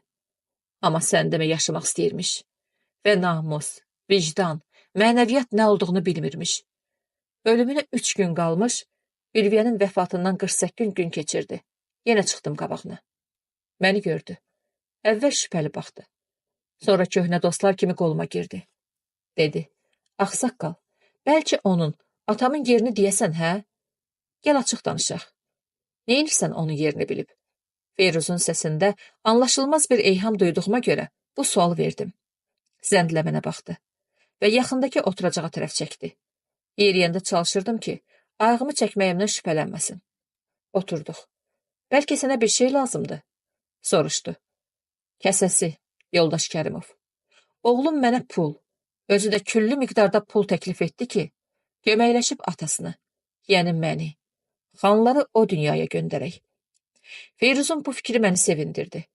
Öz-özümə dedim, bərəkallah, ay xanlar, nə mərifətli, ata qədri bilən, ağıllı oğul əkmisən.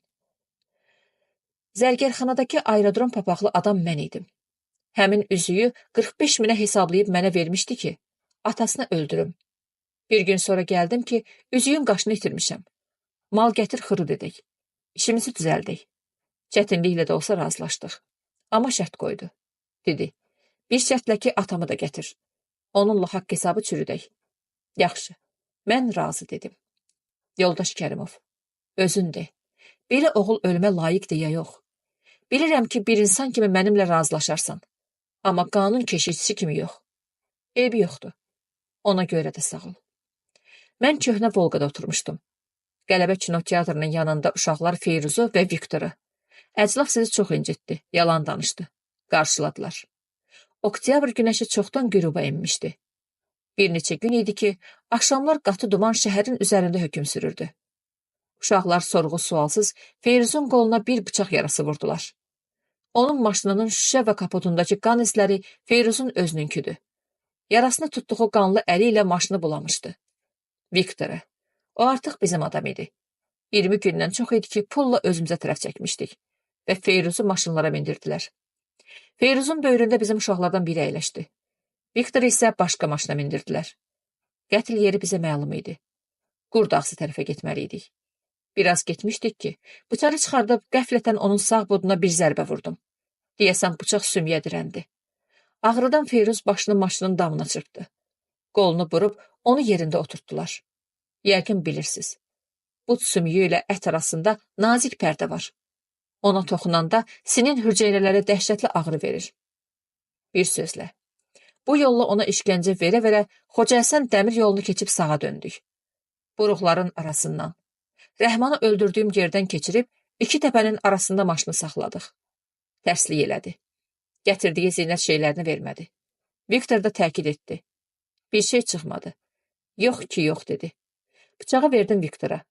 Mən maşından düşüb, arxadakı Jiguliyə mindim. 48 bıçaq vurmaq yadınızdan çıxmasın ha, dedim və getdim. Qalan işi, sonraki işgəncələri Viktorla. Satqın, tamahkar adam idi. Bilirdim ki, nə vaxtsa ilişəcək. Bizim uşaqlar gördü. Səhərsə Feyruzu atdıqları batağlığın yanına gəlib, onun meydinə baxdım. Qatı duman içində qabaqdan maşın gəldiyini görüb oradan uzaqlaşdım. Uşaqlar onun maşınını, ciblərini yoxlamışdılar. Amma heç nə tapmamışdılar. Əhsən sənə yoldaş mayor. Alqış prokurora. Ürək var sizdə. 90.000 manatlıq zinət əşyalarını hökumətə verdiniz. Əsl kişi. Milis işçisi. Prokuror belə olar. Feyruz öləndən sonra başına vurulan çəkicin hissələrini qamışlıqdan tapmışsınız. O çəkic Viktorun yox. Bizim uşaqların idi. Feyruza 48 xəsarəti 2 bıçaqla vurublar. Həmin qanlı bıçaqları mənə təhvil verdilər. Gizlətmişəm. Mən də sizə təqdim edirəm. Qobustandakı böyük qaval daşının altındadır. Bilirəm ki, o daşı heç vaxt qaldıran olmur. Ancaq başqa daşla səsləndirib, musiqiyə oxşar xoş bir avaz alınır. Qoy bu xoş avazlı səslər mənim göz yaşlarımı əvəz etsinlər. Birinci arvadımın, onun da ölümündə özümü tam müqəssir sayıram. Ülviyənin matəm musiqisi sayılsın. Bəlkə azacıq da olsa onların ruhlarını oxşadı. Feyruzun 48 yaşı vardı. Ona görə də hər ilinə bir bıçaq yarası vurulmasını mən tapşırmışdım. O buna layiq idi. 48 yaşında özünü alçaq, iyrənc adam kimi aparmışdı. Verbeşillər küçəsindəki köhnə mənzilimə santexnik adı ilə gələnləri mən göndərmişdim. Onları yaxşıca başa saldığıma baxmayaraq, çox fərsiz çıxdılar. Elə buna görə də onlara öz layiqli cəzamı verdim. Sən ki, məni yaxşı tanıyırsan. Bir də ki, qismət beləymiş. Hökumətdən oğurlanan mal hökumətə də çatmalı idi. Zülfiyədən, onun ay parçası kimi gözəl güneyindən narahat olmayın. 2 gündən sonra onlar sağ-salamat sizin hüzurunuzda olacaqlar. Yadında saxla ki, onların heç kimi yoxdur. Lap kimsəsiz, arxasızdılar. Yoldaş Kərimov, bir dövlət nümayəndəsi, yaxşı adam kimi səndən xahiş edirəm. Hərdən onlara baş çək. Yad olsan da, qoy bilsinlər ki, həyatda onlar üçün qohumdan da irəli bir adam var. Allah onlara dar gün qismət eləməsin. Belə bir gün olarsa, onlara imdad ol, arxa ol. Çünki onların həyatını bu şəhərdə sizin kimi dərindən bilən bir adam yoxdur. Bilirəm, fikirləşəcəksən ki, öz xidməti işimlə əlaqədar o qədər bədbəxt, kimsəsiz ailələrə rast gəlirəm ki, hamısına arxa ola bilərəmmi? Hamısına. Elə Zülfiyəyə də, Günəyə də arxa olmalısınız. Pis, yad gözdən qorumalısınız. Bu sizin xidməti borcunuzdur. İnciməyin. Buna görə də dövlət sizə maaş verir. Sizə inanırlar. Bir sözlə, onlara arxa olmalısan. Sizə çox nadir hallarda müraciət edəcəklər. Ya da bir dar, ağır anlarında. Arzu edək ki, belə günlər bir daha onların həyatında təkrar olmasın. Zülfiyənin 23 ildə çəkdiyi əzab-əziyyətlər, zülümlər nə qədər həyatda yaşasa, əvəzidir. Bəs edər. Məncə Tanrı daha onu kədərləndirməz. Qoy azacıq da olsa şadlansın. Sevinc yaşları yanaqlarından axsın. Mən sənə inanır və rahatlıqla bu həyatı tərk edirəm. Biraz da özüm haqqında. 9 aydır ki, bir-birimizi izləyirik. Həyatın təzadına bax. Birimiz axtarır, qovur, digərimiz qaçır, gizlənir. Bir-birimizi qova-qova, axtara-axtara, hər kəsə lazım olan məlumatlar toplayırıq və özlüyümüzdə həmin məlumatları araşdırır, nəticələr çıxarır, hərəkətlərimizi saf-çürük edir, bəzilərinə bəraət qazandırır, bəzilərini isə Sovet qanununun, humanistliyin, insanpərvərliyin əleyhinə olduğuna görə inkar edirik. Beləliklə, bir-birimizə yaxınlaşır və yaxın olduğumuz qədər də uzaqlaşırıq. Mən gizlənməyə, sənsə tutmağa çalışırsan. Amma nəsə, hansı bir qüvvəsə, şəxsən səni mənə doğmalaşdırıb. Burada da bir həqiqət var. Bu sənin insanlığın və qeyrət təəssübkeşliyindir. Elə bu saydıqlarım və mənim qeyrət çəkməkliyim olmasaydı, olmuş acınacaqlı ölümlər, digər cinayətlər də baş verməzdi. Səninlə ayrı cür tanış olardım. Yaşamaq ümidi ilə qoca ürəyim çırpılmazdı. Razısanmı? Özün bilən yaxşıdır. Sən ağıllı zabitsən. Allah nəzərini sənin üstündən əski etməsin. Əsas məsələ. İllərlə sübut olunub ki, ölüm hamı üçün haqdır. Dünya böyükdür. Ənənə çox. Deyirlər ki, elə millət var ki, uşaq dünyaya gələndə valideynlər, qohum əqraba kədərlənir. Ananın isə gözlərindən qəm yaşları süzülür. Soruşurlar belə niyə? Niyə ağlayırsınız? Cavabında deyirlər. Bugün dünyaya göz açan bu uşaq bir gün dünyadan köçəcəkdi. Onun gələcək ölümü indidən ürəkləri sızıldadır. Bizdə isə övlad dünyaya gələndə şadlanır. Məclislər qurulur. Mən də ata olanda sevincim yerə göyə sığmırdı. Övlad dünyadan keçəndə də məclislər qurulur. Amma kef məclisi yox. Yas, dərd qəm, bədbəxtlik məclisi düzəldilir. Feyruzun ölümünə uf demədim. Çünki vaxtında daxilimə axan göz yaşları ona da bəs edərdi. Ölüm. Bu hamıya mı vaxtında qismət olur? Hamı sakitliklə, firavanlıqla yaşayıb öz ömrünü başa vura bilərmi? Məyər təbii fəlakətlərin qurbanları azmı olur? Zəlzələdən, selin, çovğunun həyatdan vaxtsız apardığı qurbanlar da, əlbəttə, saysız hesabsız deyildi. Bilirsən ki, ömrünü asfalt üzərində sərxoş sürücülərin günahı üzündən başa vuranlar da az olmur. Hələ həkim bıçağından qurtarmayanlar, ana bətnində, doğuşda həyatla vidalaşanlar, 3 aydan, 1 ildən sonra həyatdan gedənləri demirəm. Mənim fikrimcə, bunlar təbii qanunlardır. Ömür payına yazılmış adamlar bu ağır yoldan heç cür yaxa qurtara bilmirlər. Belələri öləndə də qohum əqrəba, dost tanış köksünü ötürüb deyir. Qaragünün bəxti beləymiş. Vaxtsız ölümü alnına yazılıbmış. Yoldaş Kərimov. Bəs gözlənilməyən ölümlər necə? Belə ölümlərdən yaxa qurtarmaq mümkündürmü? Bilirəm. Deyəcəksən mümkündür. Amma bu şərtlə ki, həyatda həddini aşmayasan. Namusla, qeyrətlə yaşayasan. Başqalarına dəyib dolaşmayasan. Evlərdə yaz, kədərin hökm sürməsinə səbəbkar olmayasan. Öz şənliyinlə kifayətlənib, vicdanını açıq söhbədə çağırmağa bacarasan. Rəhman da, Feyruz da yaşaya bilərdilər. Əgər bu şərtlərə əməl etsəydilər. Gəl açıq danışaq, yoldaş Kərimov. İnkar etmirəm ki, mən həddindən artıq pis adam olmuşam. Küllü miqdarda dövlət əmlakını mənimsəmişəm. Ailəm üçün simiclik etmişəm. Əxlaqa uyğun olmayan hərəkətlərə yol vermişəm. Elə bu dərddən də Feyruzun anası ölüb. Rəhmanın başına kolonda oyun açdırmışam və s. Bir sözlə, əclaf olmuşam.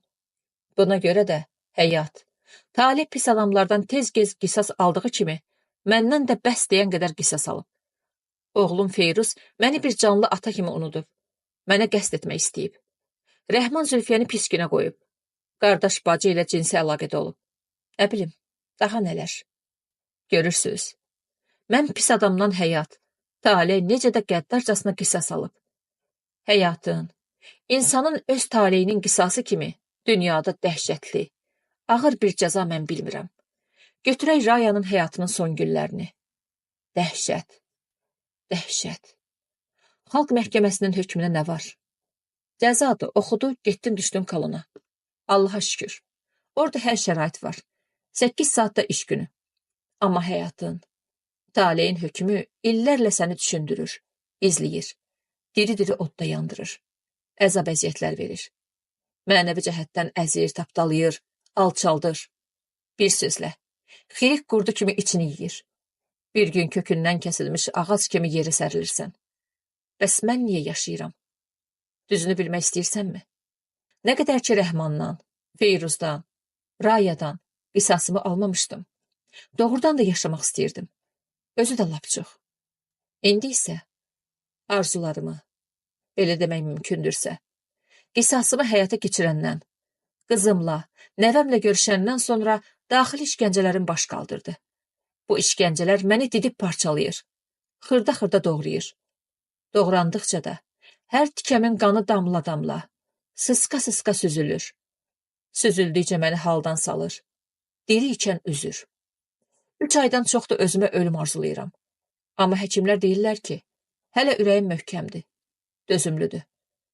Fikirləşdim, özümə elə bir cəza axtarıb tapmalıyam ki, bu cəzadan irəli gələn ölümüm arvadımın və Ülviyyənin çəkdikləri işgəncələr, daxili sarsıntılar, Rəhmanın və Feyruzun ölümü onun yanında yalan olsun. Onların ölümündən daha işgəncəli, daha da dəhşətli olsun. Ona görə də gör nə fikirləşmişəm. Metr yarımlıq dəmir çəllək almışam. Bu çəlləkdə vaxtı ilə qır qaynadıblar. Divarları hələ də qırılıdır. Lap dibində sağ və sol tərəfdən 2 dəmir xamut qaynaq etmişəm. Çəlləyin dibindən 20 santimetrlik hündürlükdə 100lük mıxla deşik açmışam və həmin deşiyə ağac parçası tıxamışam. Səhər dan söküləndə Zülfiyəni durğuzacam. Həyətə gətirib xartut ağacına sarıyacam. Ağzına da təmiz dəsmal tıxayacam. Günəyi oyatmayacam. Uşaqdır, qoy yatsın. Bu qır qazanında yanan cəmdəyi görməsin. Rezin şlanqı su kranına keçirəcəm. 3 litrlik 93 markalı benzini çəlləyin yanındakı hündür divarın yanına qoyacam. Kibrit də böyründə. Çəlləyin lap yuxarı hissəsini deşib hər üç tərəfdən məftillə yerə saldığım qarmağa bərkidəcəm ki, çəllək güclü təkandan yıxılmasın. Zülfiyə ilə vidalaşacam. Günəyi baxışlarımla süzüb sinəmdəki medalyona son dəfə baxacam. Su kranını açaraq şlanqı çəlləyin içinə sallayacaq, sonra isə son nəfəsimi dilim-dilim alova çevirən çəlləyin içinə girəcəm. Hər iki ayağımı çəlləyin dibindəki dəmir xamutla bağlayacam. Gözləyəcəm. Çəlləyin dolmasına 10-15 santimetr qalanda rezin şlanqı kənara tullayacam. 3 litrlik benzini suyun üstünə tökəcəm. Son dəfə ağzı bağlı, burun körükləri şişmiş, göz yaşları yanağı aşağı süzülən Zülfiyəyə baxacam. Kibrit alışdırıb su qarışıq benzinə od vuracam. Alov dilləri əvvəlcə saqqalımı, kipriklərimi, qaşlarımı və saçımı ütəcək. Sonra ətimi yandıracaq. Tez başımı suya soxacam. Düzü suda çox nəfəs ala bilmərəm. Yaş o yaş deyil. Sudan başımı çıxaran kimi alov başımı yandıracaq. Yenidən suya baş vuracam. Yenə alov, yenə su, alov, su. Görsəm ki, dözə bilmirəm. Çəlləyin dibindəki deşiyin tıxacını çıxaracam. Su aşağı endikcə, alov da aşağı enəcək.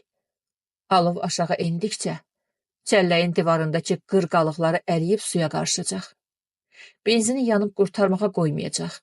Və beləliklə alov tək başımı yox, yavaş-yavaş bədənimi də tutacaq. Ta su çəlləyin dibində 20 santimetrlik məsafədə dayanana qədər. Bilirsiniz, yaş bədənin, sifətin qır, benzin qarışıq suda yanması nə dəhşətli, nə ləzzətli olur. Təsəvvür edin. Can şirindir. Son anda belə heç kəs ölmək istəmir. Hətta saman çöpünə də gümanı gəlir. İstəsəm, yenə xamutu açar, çəlləkdən çıxa bilərəm. Bunu etmərəm. Və saman çöpünə də ehtiyaclanmaram. Bir də ki, olsa nə xeyri? Bir sözlə, çəlləkdən çıxmağa çalışsam da xeyri yoxdur. Çünki ayaqlarım aşağıdan xamutla bağlıdır. Çəlləyi yıxıb suyu dağıtmaq istəsəm də bir şey çıxmaz. Çünki hər üç tərəfdən məftillə çarmıxa çəkilmişdir. Beləliklə, qızımın gözü baxa-baxa çəlləyin dibində 20 santimetrlik məsafədə yanıb külə dönəcəm. Azmaz cəsədim qalacaq. Yəqin ki, o dünyada mənimlə görüşən arvadımın, Ülviyyənin ruhu şad olacaq. Bu hala, bu görüşə özümlə sevinəcəm. Xanlar sözünü küləyə verən kişi deyil. Yazdı, dedi edəcək. Bu izahat sənə çatanda hər şey bitmiş olacaq. Amma bizim bağ qonşuluğunda 2 gündür Tavat adlı bir arvad köçüb. Elə ilk tanışlığımızdan bildim ki, falçıdır, zəvzəyidir, söz gəzdirəndir, şərçidir. Mənim bu gözəl ölümümdən sonra Tavat arvad, belələri niyə həyatda yaşayır görəsən? Uzun uzadı rəvayətlər, əhvalatlar uydurub bütün şəhərə, kəndə yayacaq. Elə tezdə yayılır ki, onun ürək bulandıran uydurmaları. Hə, xahişim budur ki, onun uydurmalarını eşidəndə əsla inanma. Mənə inan, yazdıqlarıma inan. Bir də Zülfiyəyə inan. Zülfiyəni şahid kimi dindir. Hər şeyi olduğu kimi təsdiq edəcək. Bir də, yəqin ki, hadisə yerinin protokolu ilə tanış olacaqsan. Beləliklə xudahafiz. Bağışla ki, öz yaşayışımla, həyatdakı davranışımla sənə də baş ağrısı, əziyyət verdim. Bağışla. Zülfiyə, Güney əmanəti. Əgər Tavat arvadın dediyinə inansan, ruhum səni bağışlamaz. Çox şər adamdır. Az qalmışdı Zülfiyəyə görə mənə də şər atsın. Sizə də, Zülfiyəyə də, hətta balaca Günəyə də şər atıb. Axmaq, xoşagəlməz uydurmaları ilə xörəyin içindən çıxan milçək kimi iştahanızı pozar. İştahanız qoy yaxşı olsun. Bu, bütün yaxşı dirilərə aiddir. Yaxşı dirilərə. İzahatı şəxsən özüm yazdım. Əlavəm yoxdur. Yazdıqlarımı imzamla təsdiq edirəm. Hamamdan sonra məscidə getmiş adam yalan danışmaz. Yalan yazmaz. İmza Xanlarov xanlar. Səhərsi gün axşam saat 4 radələrində Kərimovun kabinetinin qapısı döyüldü və yavaşca açıldı. Arıqlamış, rəngi qaçmış, deyəsən biraz da balacalaşmış Zülfiyə Günəyin əlindən tutub taqətsiz halda içəri girdi. Arxasını divara söykədi. Uşaq anasına sıxındı. Kərimov ayağa qalxdı. Anabalıya tərəf addımladı. Yazıq heç matəm libasından çıxmır, düşündü. Zülfiyə nəzərlərini onda gəzdirib, yavaş-yavaş sönən çıraq kimi ayaqlarını qatlayıb döşəməyə yıxılanda Kərimov onu tutdu. Stol çəkib oturtdu. Şöbənin katibəsi Lyudmilanı çağırdı. Yaş dəsmal Zülfiyəyə sərinlik, qüvvə gətirdi. Sudan bir neçə qurtum içib, Günəyi özünə tərəf çəkdi. Zülfiyənin halı yaxşılaşandan sonra Kərimov mülayimcəsinə soruşdu. Neçə müddətdə hardaydınız? O aparmışdı. Şüvəlanda yiyəsiz bağlardan birindəydik. Zülfiyə qırıq-qırıq cavab verdi. Niyə bizə xəbər vermirdiniz? Gözündən kənara qoymurdu. Çörək, ərzaq dalınca gedəndə də qapını bağlayırdı. Çox dəhşətli. Həm də mehriban adam idi. Zülfiyə başını aşağı salıb susdu. Bəs necə oldu ki, indi gələ bildiniz? Kərimov yəqin bilirdi ki, xanlar yazdıqlarına əməl edib. Ancaq hər şeyi Zülfiyənin dilindən eşitmək istəyirdi. Elə ona görə də bu sualı ona verdi. Zülfiyə bir xeyli dinmədi. Yenə Günəyi özünə sıxdı. Baxışlarını Kərimovda saxlayıb aram-aram danışmağa başladı. Dünən səhər-səhər məni həyətdəki tut ağacına bağladı. Ağzıma dəsmal da tıxadı. Qapıdakı dəmir çəlləyi su ilə doldurdu və içinə girdi. Üstünə bir dolu balon benzin töküb od vurdu. Başını gah suya soxur, gah çıxarırdı. Qışqıra bilmirdim. Burnumda ət olduğundan nəfəs almaq da çətin idi. Gördüyüm mənzərədən dəhşətə gəldim. Huşumu itirdim. Axıra kimi ona baxa bilmədim. Özümə gələndə gördüm qonşuluqdakı tavat-arvat məni nəysə iylədir. O tam yanmışdı. Çəlləyin aşağısındakı deşikdən axan suyun üzü qaysaqlanmışdı. Orqan işçiləri dedilər ki, bu onun əti qarışıq ərinmiş yağıdır. Su ilə birlikdə həyətə axıb. Görmədim. Dedilər ki, ancaq azacıq ayaq və omba sümüyündən qalıb. Bütün bədən yanıb bir ovuc külə dönmüşdü. Hər ikisi sustu. Birazdan Kərimov prokurorun müstəntiqini çağırdı. Zülfiyənin geniş ifadəsi alınandan sonra maşın gətirtdirib onu uşağı ilə evinə yola salmaq istəyəndə Zülfiyə qapının astanasındaca ayaq saxladı. Geriyə dönüb qəmli, dərdli baxışlarını Kərimova dikdi. O məni inandırmışdı ki, siz bizə bir orqan işçisi kimi həmişə, hətta çətin anda belə həyan olacaqsınız. Elədimi? Buna ümid edə bilərəmmi? Kərimov sustu. Onlara yaxınlaşdı. Günəyin başını sığalladı. Güney mehribanlıqla mayora baxdı. Xəfifcə gülümsədi. Yanaqları yumrulandı. Kərimov dedi. İnanın, sizin, o cümlədən bütün insanların sağlamlığının keşiyində dayanmaq biz milis işçilərinin müqəddəs xidməti borcudur. Sanki bu sözlərdən Zülfiyənin gözünə işıq, ayaqlarına qüvvət gəldi. Xoşal oldu. Üzünə güclə seziləcək xoş bir ifadə verdi. Onun baxışlarında Kərimova ümid, inam hissləri açıqca duyulurdu. Zülfiyə Güneyin qolundan tutub xoş duyğularla, inamlı addımlarla kabinetdən çıxdı. Bakı, 8 may, 26 avqust 1987-ci il.